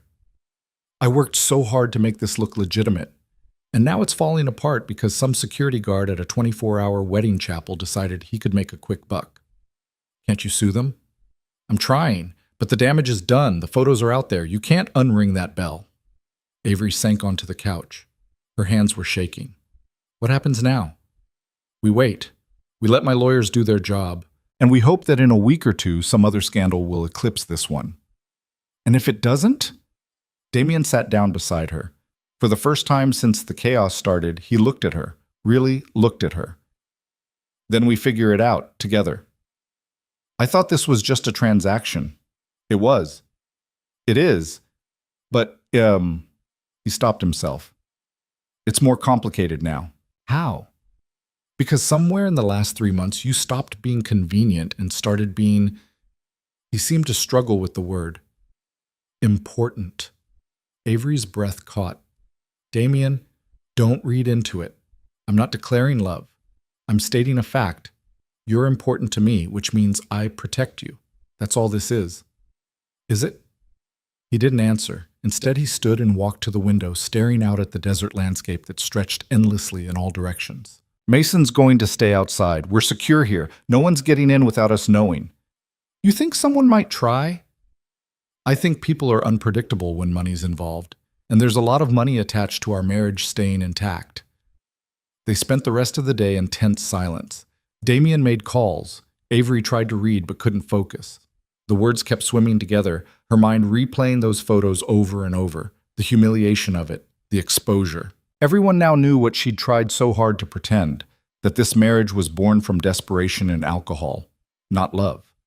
Night fell, and the desert turned cold. Damien started a fire in the stone fireplace, and Avery found herself gravitating toward the warmth. He joined her on the couch, 2 glasses of whiskey in hand. I don't drink, Avery said. You did once. Look where it got you. That's not funny. It's a little funny. He handed her the glass anyway. You don't have to drink it, but it's there if you want it. She took it, stared at the amber liquid. I don't remember that night. Any of it. I don't remember meeting you, or saying yes, or... She stopped. I don't remember becoming this person. What person? Mrs. Vescari, the woman in those photos who can barely stand, the woman who was so desperate that marrying a stranger seemed like a good idea. You weren't desperate, you were drowning. There's a difference. Is there? Damien took a long drink. I've made a lot of questionable decisions in my life. Marrying you wasn't one of them. Even now, with everything falling apart? Even now. He set down his glass. You want to know why I really went through with it that night? You said I wanted to disappear. That's what you said, but that's not why I did it. He turned to face her. I did it because for the first time in my life, someone looked at me and didn't see the family, didn't see the money, didn't see anything except a guy in a chapel at 3 a.m. who was just as lost as they were. You looked at me like I was human, and He stopped, the words catching. I wanted to keep that, even if it was fake, even if it was temporary. I wanted someone to look at me like that for just a little while. Avery's chest tightened. Damien, I'm not asking for anything. I'm just telling you the truth. You wanted honesty. That's honest. They sat in silence, the fire crackling between them. Avery felt something shifting, some wall she'd been carefully maintaining starting to crumble. This man, this cold, controlled, impossible man, had just handed her something real, something vulnerable, and she didn't know what to do with it. I'm scared, she said finally. Of what? Of this. Of you. Of what happens when the 6 months are up and I have to go back to being nobody. You're not nobody. I was. Before you. I was invisible. I taught kids who didn't care, paid bills I couldn't afford, and watched my mother forget my name a little more every week. I was drowning, like you said, and now I'm... She gestured helplessly. I don't know what I am. You're Avery. That hasn't changed. Everything's changed. Damien reached out slowly, giving her time to pull away. When she didn't, his hand cupped her face, his thumb brushing her cheekbone. Not everything. She should have moved. Should have reminded him this was fake, temporary, a business arrangement with an expiration date. But she didn't. Instead, she leaned into his touch. And when he kissed her, soft and careful like she might break, she kissed him back. It wasn't like the movies. It wasn't explosive or life-changing. It was just two people who'd been pretending for so long that they'd forgotten what real felt like, trying to find it in each other. When they pulled apart, Damien rested his forehead against hers. This is a bad idea. Probably the worst. We should stop. We should. Neither of them moved. I can't promise you anything, Damien said quietly. I can't promise this ends well. I can't promise I won't hurt you. I can't... Then don't promise. Just... Avery searched for the right words. Just be here. Right now. That's enough. They stayed on the couch until the fire burned down to embers. Damien's arm around her shoulders, her head on his chest. Not talking, not planning, just existing in the same space without the weight of performance or expectation. Eventually, exhaustion won. Avery fell asleep there, and when she woke hours later, she was in the bed, covered with a blanket. Damien was on the couch, his jacket serving as a pillow, one arm thrown over his eyes, still protecting her, still keeping distance, still trying to maintain control over something that was rapidly spinning out of his grasp.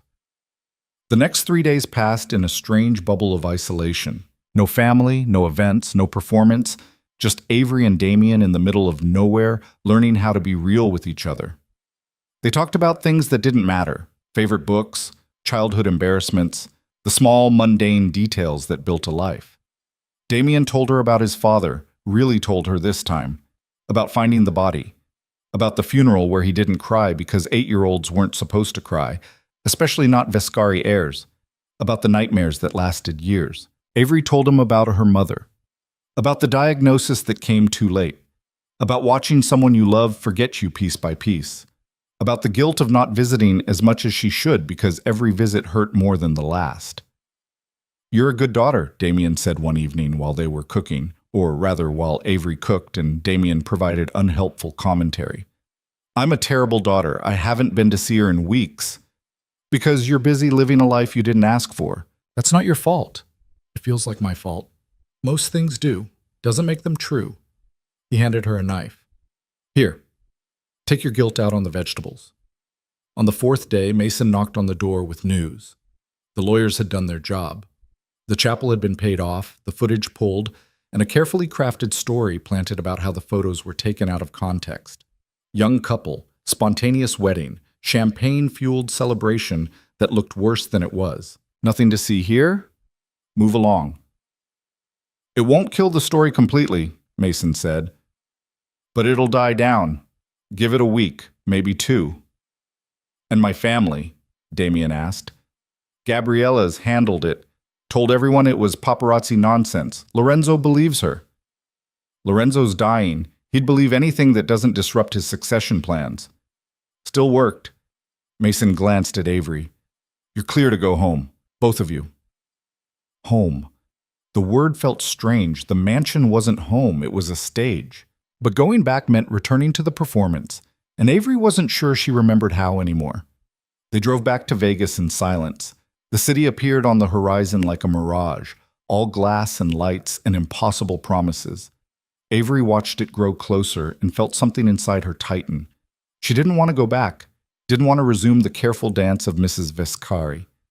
For 4 days, she'd been Avery, just Avery, and she'd forgotten how much she missed herself. We need to talk about what happened, Damien said as they pulled into the mansion's driveway. Do we? Yes. What if I don't want to? Then we don't. But eventually what? We acknowledge that this stopped being fake? That we crossed a line we can't uncross? Avery turned to face him. What's the plan here, Damien? We have 2 months left on the contract, then what? I don't know. That's not good enough. It's all I have. He killed the engine. I don't know how to do this. I don't know how to be what you need. But He stopped, the words catching. I don't want you to leave. The contract says, screw the contract. I'm asking you, as me, not as your husband, not as the person paying your bills, just as me. Do you want to stay? Avery's heart was hammering. This was the moment, the choice. Stay and risk everything falling apart. Leave and go back to drowning. There was no safe option. I don't know, she said finally. Damien nodded. He looked disappointed but not surprised. Fair enough. They went inside and the mansion felt different, colder, more artificial. Or maybe Avery was different. Maybe 4 days of truth had ruined her for performance. That night she couldn't sleep. She lay in her bed, her separate bed in her separate room, and stared at the ceiling. Across the hall she could hear Damien moving around, pacing probably. He did that when he was stressed. Her phone buzzed. A text from the unknown number she'd almost forgotten about. Time's up. Tomorrow. Midnight. Come alone or people die. Avery's blood went cold. She was out of bed and across the hall before she could think. She burst into Damien's room without knocking. He spun around, instantly alert. What's wrong? She showed him the phone. The expression that crossed his face was something Avery had never seen before. Pure rage. Lethal and focused. When did this come in? Just now. Did you respond? No. Good. Don't. He was already on his own phone, calling someone. I need a trace. Now. Yes, the same number. I don't care what it takes. Find them. He hung up. You're not going. They said people will die. It's a bluff. You don't know that. Yes, I do. This is a tactic. Someone's trying to isolate you, get you alone. I'm not letting that happen. What if they're serious? Then I'll handle it. Damien crossed to her, gripping her shoulders. Listen to me. You're not leaving this house tomorrow. You're not going anywhere without me or Mason. Understand? Damien, understand? She nodded, and he pulled her into his chest. His heart was racing as fast as hers. I won't let anything happen to you, he said quietly. Whatever this is, whoever's behind it, I'll end it. How? By being exactly what everyone thinks I am. The next day passed in agonizing slowness.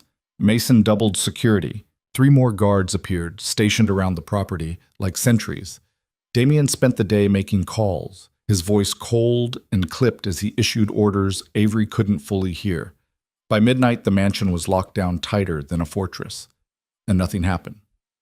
No attack, no call, No follow-up message. Just silence. It was a bluff, Damien said at 1 a.m. They wanted to scare you, that's all. Who? I don't know yet, but I will. 2 days later, the answer came from an unexpected source. Gabriella showed up unannounced, her expression grim. We need to talk, she said. All of us. They gathered in Damien's study, him, Avery, and Gabriella.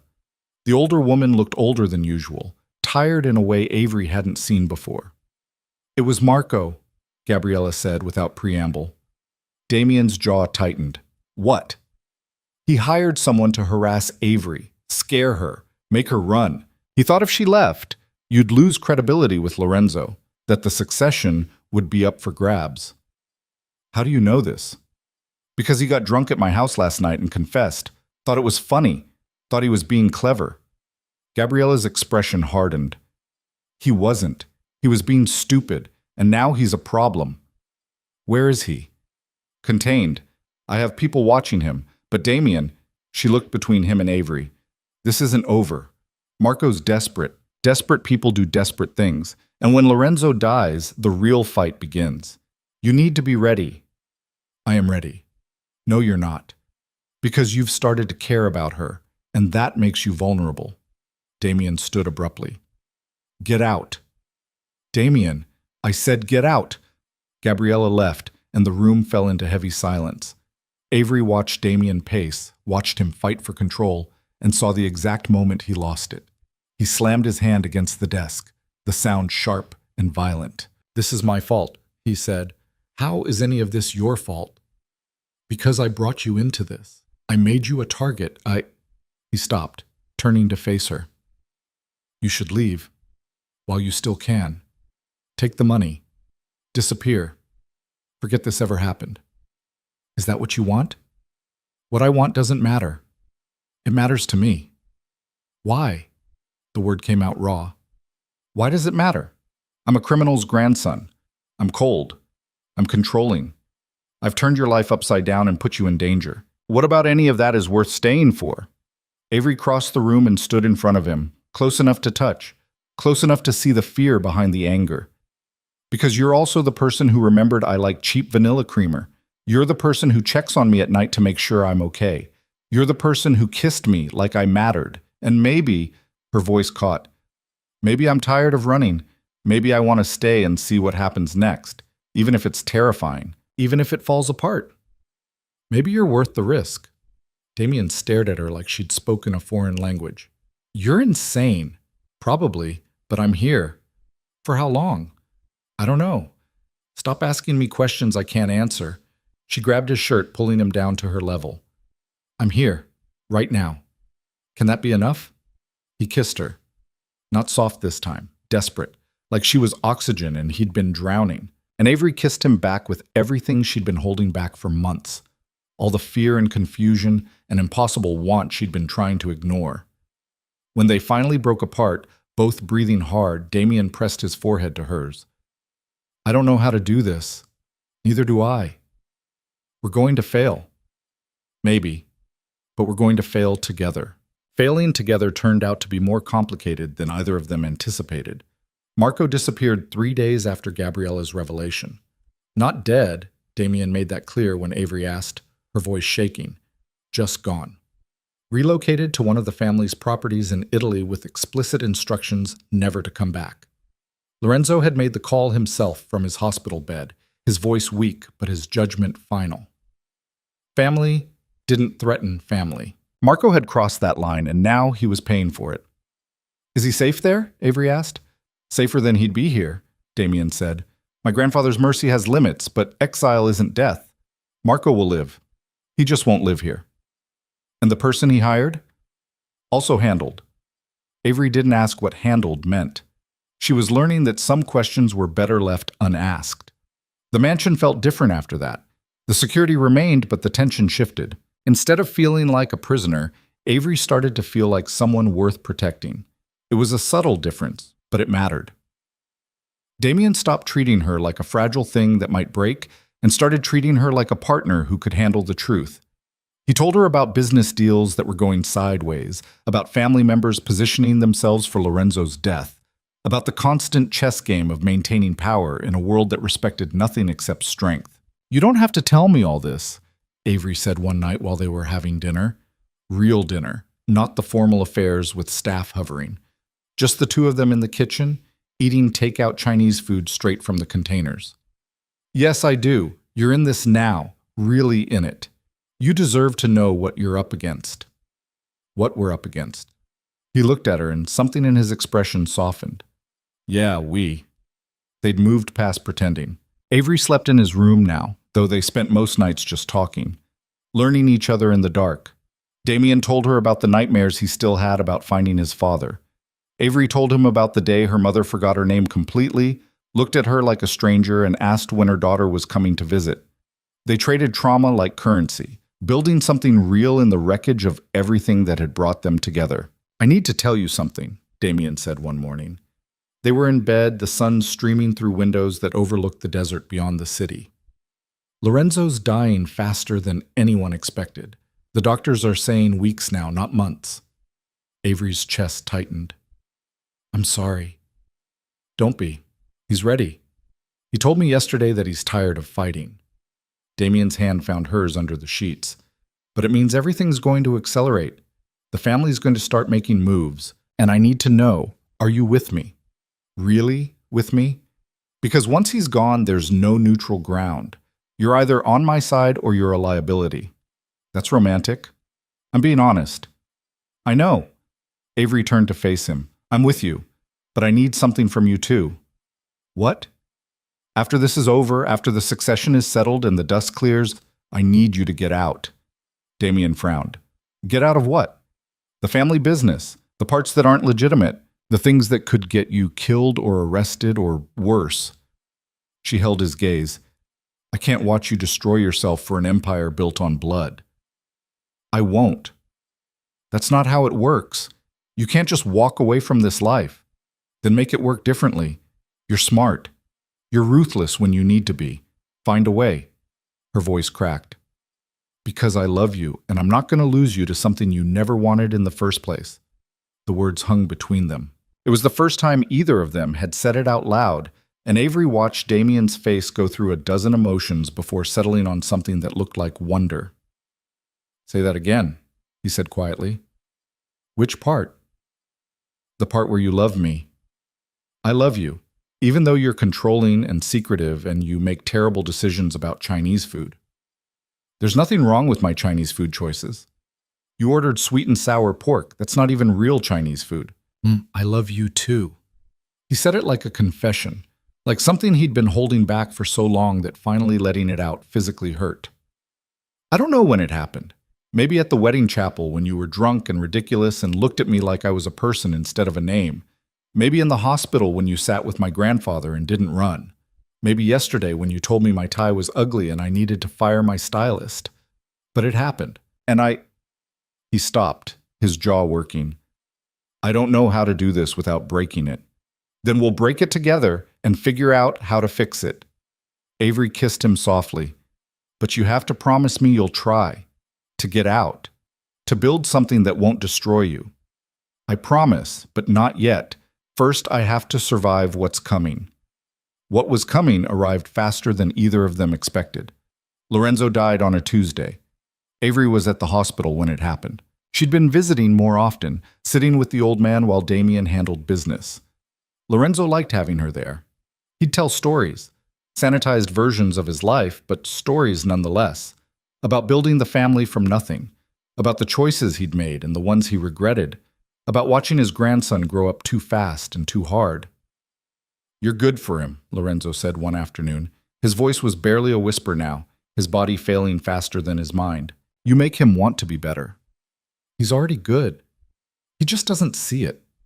"No, he's what I made him. Efficient, cold, useful." Lorenzo's pale eyes found hers. "But you're making him something else, something human. Don't let him lose that when I'm gone." "I won't. Promise me. On whatever you believe in, promise me you'll keep him human." "I promise." Lorenzo smiled. "Good girl." Then his eyes drifted closed, and Avery thought he was just sleeping. But the machine started making different sounds, urgent sounds, and nurses flooded into the room. Someone pulled her out into the hallway.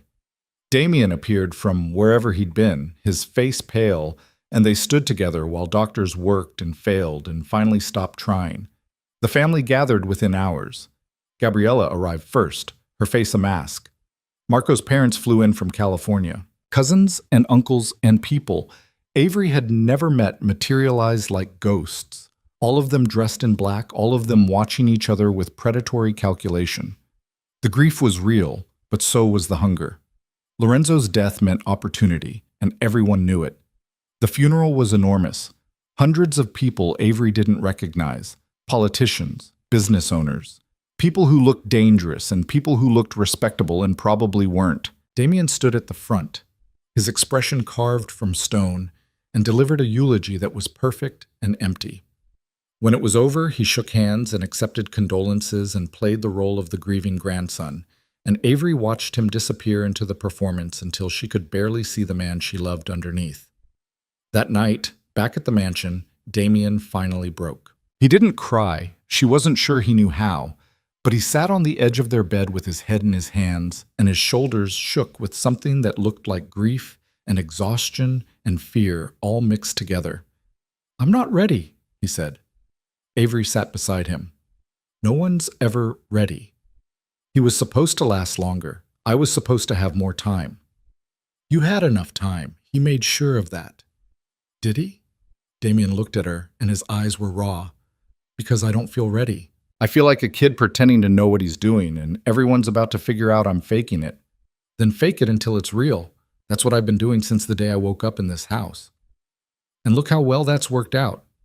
It worked out fine. We're still here. We're still together. That's more than most people get." He pulled her close, and they stayed like that for a long time. No talking, no planning, just holding each other while the weight of everything settled around them. After the funeral came the reading of the will. Avery wasn't invited. She was family by marriage, but not by blood, so she waited at the mansion with Mason, trying not to think about all the ways this could go wrong. The longer Damien was gone, the more her anxiety ratcheted up.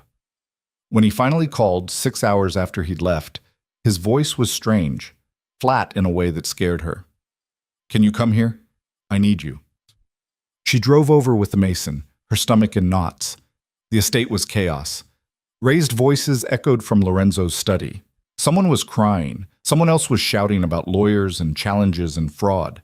Mason escorted her through the crowd to where Damien stood with Gabriella, both of them looking like they'd been through a war. "What happened?" Avery asked. "Lorenzo left everything to Damien," Gabriella said. "The businesses, the properties, all of it, with one condition." "What condition?" Damien's jaw tightened. "That I stay married to you, for real. No annulment, no divorce. If I end the marriage within the next 10 years, everything goes to a trust controlled by a board of family members. After 10 years, the marriage clause expires, but the damage would already be done. The family would have control, and I'd be out." Avery felt the ground shift under her feet. He knew. Of course he knew. He was dying, not stupid. Gabriella's expression was unreadable. He also left explicit instructions that you're to have full access to the family finances and equal say in all major decisions regarding the legitimate businesses. He made you an heir, Avery, whether you wanted to be or not. "I don't want the money." "Too bad. It's yours. Or rather, it's yours and Damien's, provided you stay married for at least a decade." Gabriella looked between them. "The rest of the family is furious, as you might imagine. They're going to fight this. Contest the will. Make both your lives difficult for the foreseeable future. But legally, it's airtight. Lorenzo spent the last 6 months of his life making sure of that." "I need air," Avery said, and before anyone could stop her, she was pushing through the crowd and out into the garden. The night was cold, the desert air biting, and she wrapped her arms around herself and tried to breathe. 10 years. Lorenzo had locked them together for 10 years. Part of her wanted to scream at the manipulation of it, but another part, the part that had fallen in love with Damien somewhere between the contracts and the chaos, felt something else. Relief, maybe. Or permission. Lorenzo had given them a reason to stop pretending this was temporary. Damien found her 20 minutes later. He didn't say anything, just stood beside her, and they stared at the lights of Vegas in the distance. "I'm sorry," he said finally. "For what?" "For all of it. For the contract. For dragging you into this family. For—" He stopped. "For the fact that even my grandfather's love came with strings attached. Maybe he was trying to protect you, protect us, by forcing us to stay together? We were going to stay together anyway." Avery turned to face him. "Weren't we?" Damien's expression cracked.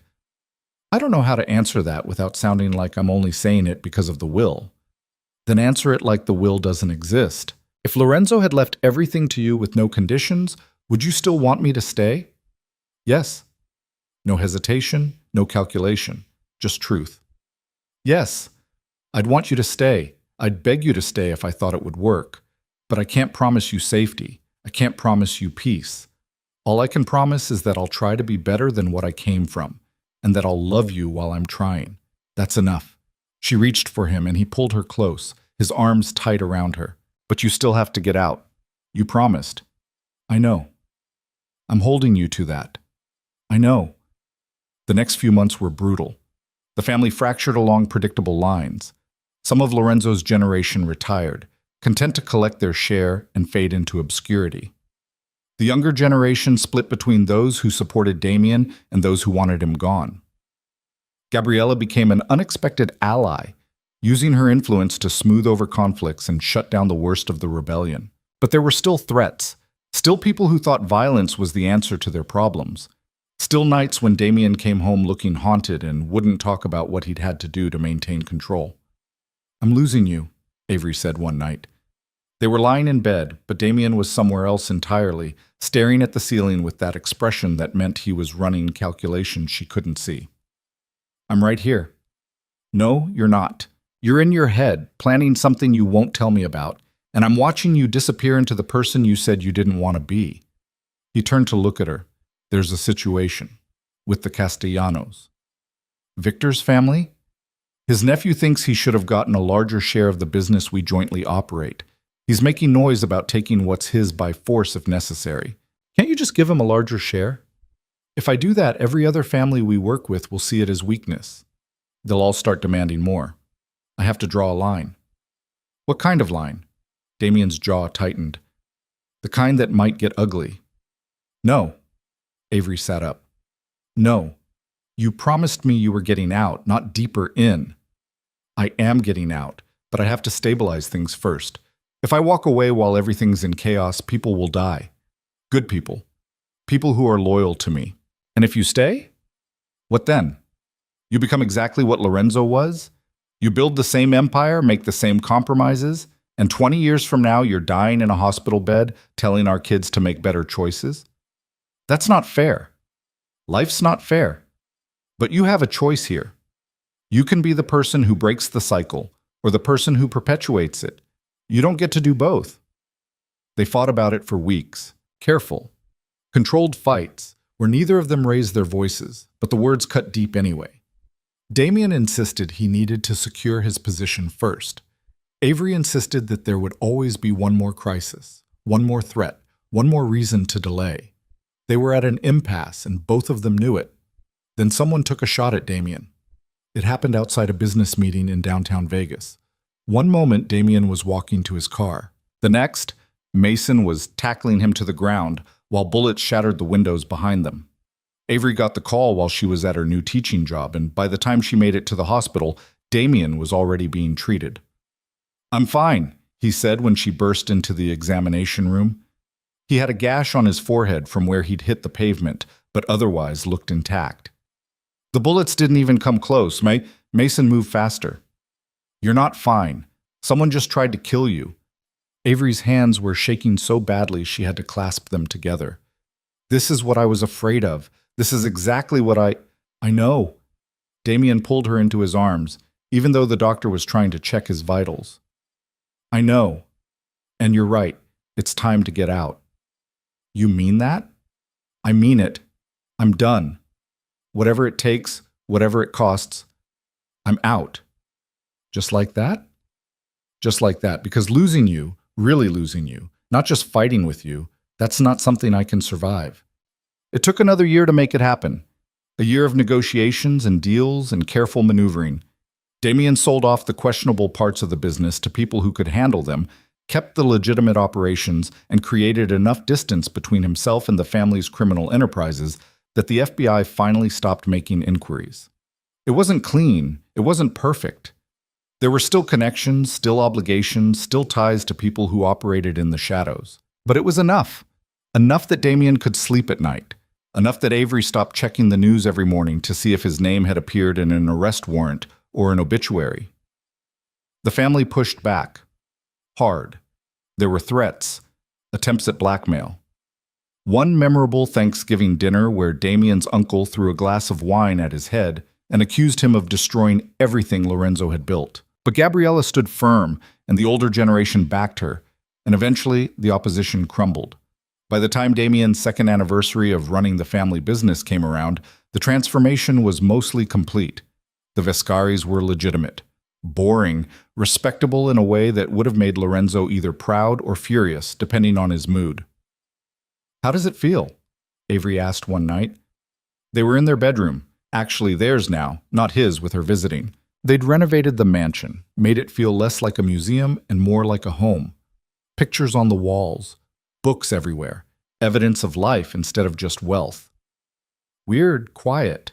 I keep waiting for something to blow up. Nothing's going to blow up. Something always blows up. Not this time.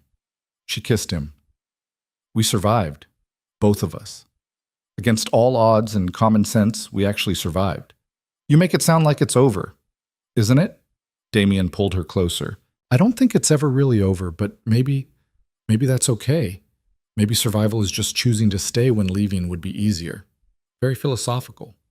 I'm a changed man. You're really not. I'm trying to be a changed man. That's better. They got married again 18 months later. Not the drunk Vegas chapel version. Not the version with contracts and lawyers and expiration dates. A real wedding. Small. Intimate. Just family and friends in a garden that didn't belong to Lorenzo's estate. Gabriella cried, which shocked everyone. Avery wore a simple dress that cost less than the shoes she'd worn to her first family dinner, and Damien wore a suit that wasn't meant to intimidate anyone. I can't believe we're doing this again, Avery said as they stood under an arch covered in flowers. Third time's the charm. We've only done it twice. I'm counting the legal ceremony after the drunk one. So technically, this is number 3. That's not how math works. The officiant cleared his throat. If you two are done? They spoke their vows. Real ones this time, written by them, full of promises they intended to keep. To love each other even when it was hard. To choose each other every day. To build something worth staying for. When the officiant pronounced them married, Damien kissed her like it was the first time and the last time all at once. Still worth it? He murmured against her lips. Ask me in 50 years. I will. Life settled into something resembling normal after that. Avery went back to teaching full-time, but at a private school where the budget wasn't held together with wishes and hope. Damien ran his businesses from home more often than not, trading power lunches for dinner with his wife. They fought. They made up. They figured out how to be married without the pretense and discovered it was harder and better than either of them expected. I want kids, Avery said one night, out of nowhere. Damien looked up from his laptop. What? Kids. Children. Small humans. I want them. When did you decide this? About 3 months ago. But I wasn't sure how you'd react. Why wouldn't I? He stopped. You thought I'd say no. You're not exactly the paternal type. I'm not exactly a lot of things. Didn't stop me from becoming them. He closed his laptop. You really want kids? With me? With you. Not with anyone else. With you. We're going to be terrible at it. Probably. I don't know the first thing about being a father.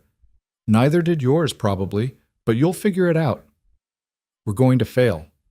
We're good at failing. We've had practice. 2 years later, Avery got pregnant. It wasn't planned. Nothing about their relationship had ever been planned. But when she told Damien, he looked at her like she had handed him the world. Are you sure? I took 4 tests, all positive. 4 tests. I'm thorough. He crossed the room and pulled her into his arms, and for the first time since she'd known him, his hands were shaking. We're having a baby. We're having a baby. I'm going to screw this up. Probably, but I'll be there to fix it. She kissed him. We'll screw it up together. Their daughter was born on a Tuesday, screaming her way into the world with her father's determination and her mother's timing. They named her Elena, after Avery's mother, and when the nurse placed her in Damien's arms for the first time, he cried. Actual tears streaming down his face while he stared at this tiny person like she was the most terrifying thing he'd ever seen. She's so small, Damien whispered. All babies are small. What if I drop her? You're not going to drop her. What if I break her? You're not going to break her. You're going to love her and protect her and probably be insanely overprotective until she's 30. 40. Compromise at 35. Damien looked at Avery, then back at Elena. I don't know how to do this. Neither do I. But we'll figure it out, like we figure out everything else.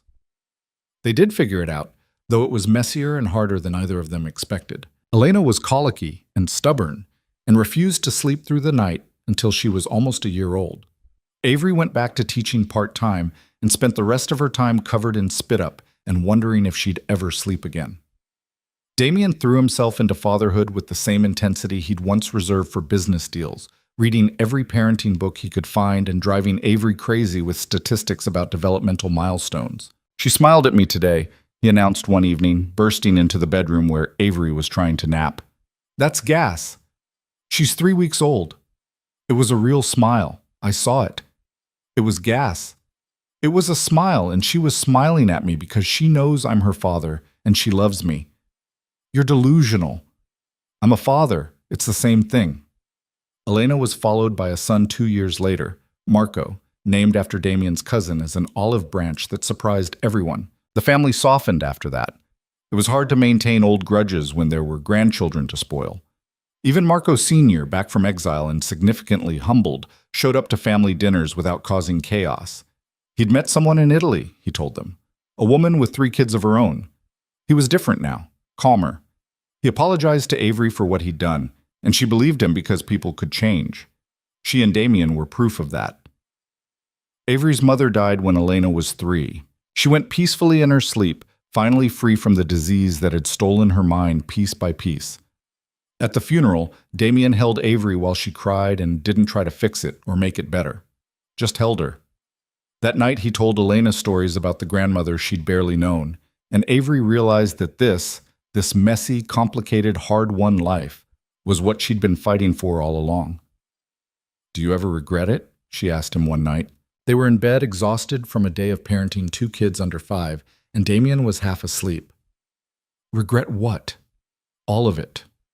The marriage, the choices, leaving the family business. He was quiet for so long she thought he'd fallen asleep. Then he said, I regret that night in Vegas. Her heart dropped. What? I regret that we were both so drunk we can't remember it. I regret that we don't have that story.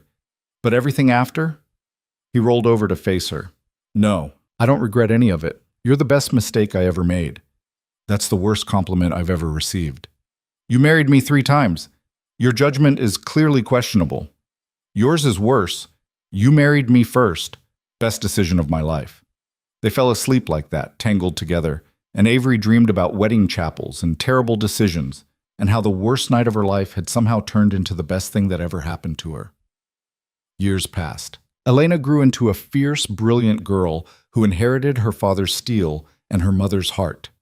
She was 7 when she announced she wanted to be a lawyer, not just any lawyer, but the kind who helped people who couldn't help themselves.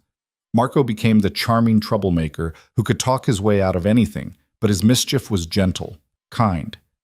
He got that from Avery, Damien said. The ability to see the best in people even when they didn't deserve it.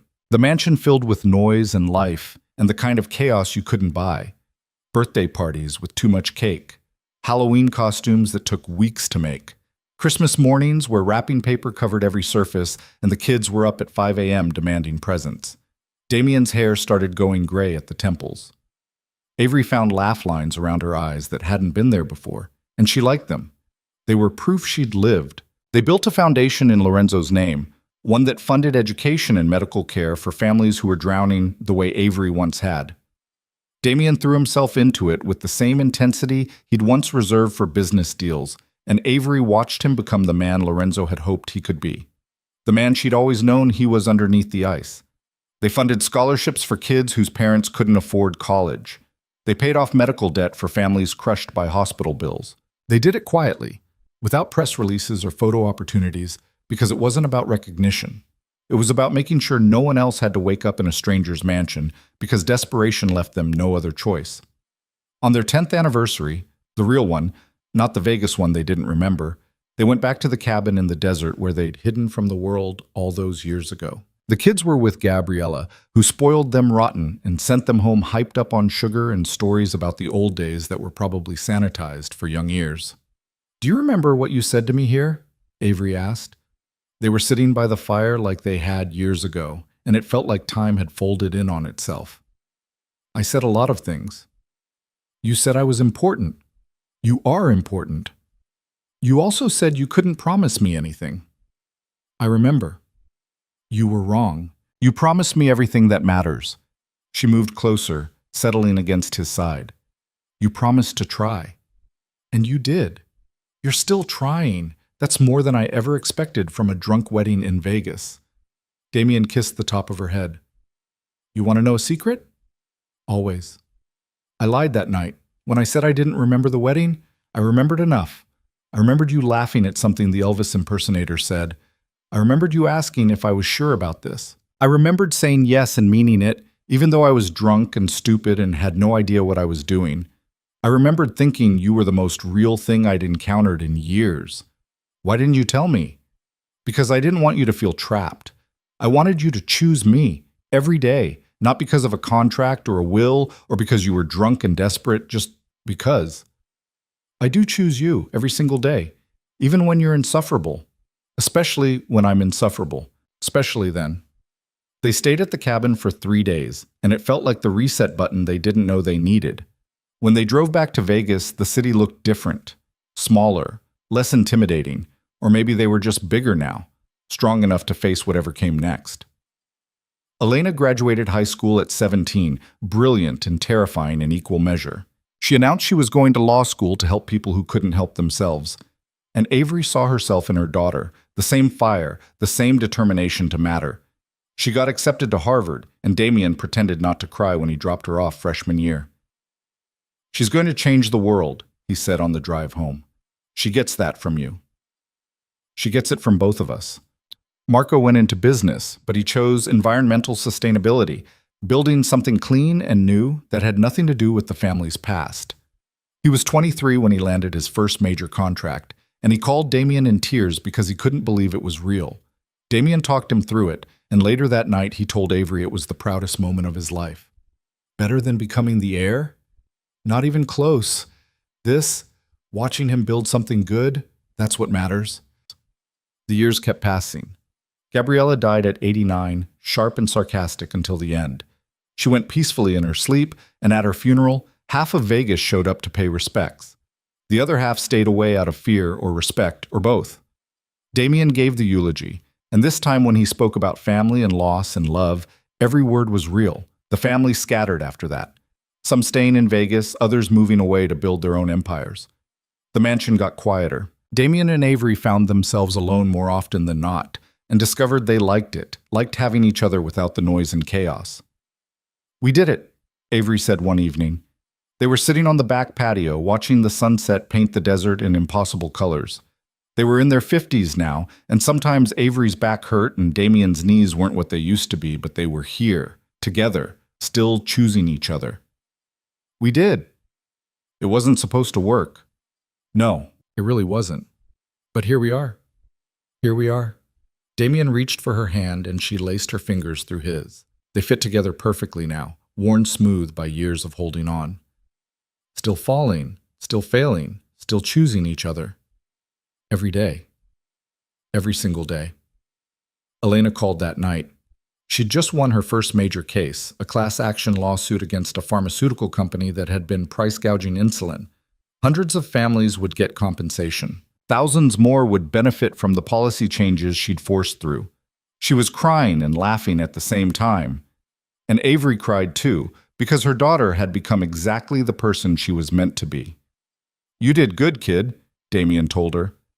"I learned from the best," Elena said. "Both of you." After they hung up, Avery and Damien sat in the quiet of their home, surrounded by 20 years of memories. Pictures on every wall, kids' artwork still hanging in the hallway. A life built from nothing. "Do you think Lorenzo knew," Avery asked, "that it would work out like this?" "I think he hoped. That's the best any of us can do. Hope and survive." "Hope and survive," Damien agreed, "and choose love when it's easier to walk away." In the distance, Vegas glittered with promises it would never keep. The same city that had witnessed their drunken wedding in a cheap chapel. The same city that had almost destroyed them. The same city where they'd built something impossible. The ring on Avery's finger, the massive diamond she'd woken up wearing that first morning, caught the fading light. She twisted it absently, the symbol of a marriage that had started as a lie and become the most honest thing in her life. Beside it was the simple gold band from their real wedding. 2 rings, 2 marriages, 1 love. "We should renew our vows," Damien said suddenly. "We just did that 10 years ago." "I know, but I want to do it again, every 10 years.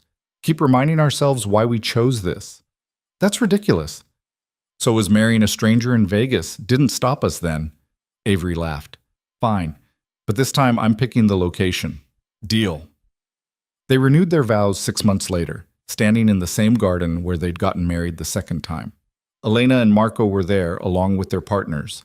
A few close friends, Gabriella's children and grandchildren, the family that remained. 20 years ago, Damien said, holding Avery's hands, "I made a terrible decision in a wedding chapel at 3 in the morning.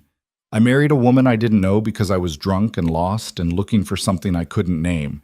And somehow, against all logic and reason, it turned into this. Into love, into family, into a life worth living." 20 years ago, Avery said, her voice steady, "I woke up in a stranger's house with a ring on my finger and terror in my heart. I thought I'd made the worst mistake of my life. I was wrong. It was the best mistake, because it led me here. To you. To us. To everything that matters." They kissed, and their kids cheered, and the sun set over the desert, and for a moment everything was perfect. Not smooth, not easy, but real, present, whole. That night, lying in bed, Avery turned to Damien.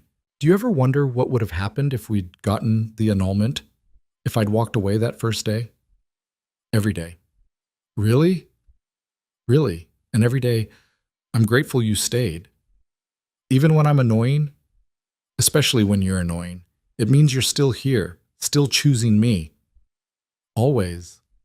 The years continued. Elena got married at 32 to a woman who made her laugh and challenged her and loved her fiercely. Marco followed at 35, marrying his college sweetheart in a ceremony that made everyone cry. Grandchildren arrived, 3 of them in 5 years, and suddenly the quiet mansion was loud again on weekends and holidays. Damien retired at 65, handing over the legitimate businesses to trusted managers and spending his days with Avery. They traveled, they read. They sat on their patio and watched sunsets and talked about everything and nothing. Sometimes Avery would catch him looking at her with an expression she couldn't quite read. "What?" she'd ask. "Nothing. Just, I'm glad you're here. Where else would I be? I don't know. Anywhere. Everywhere.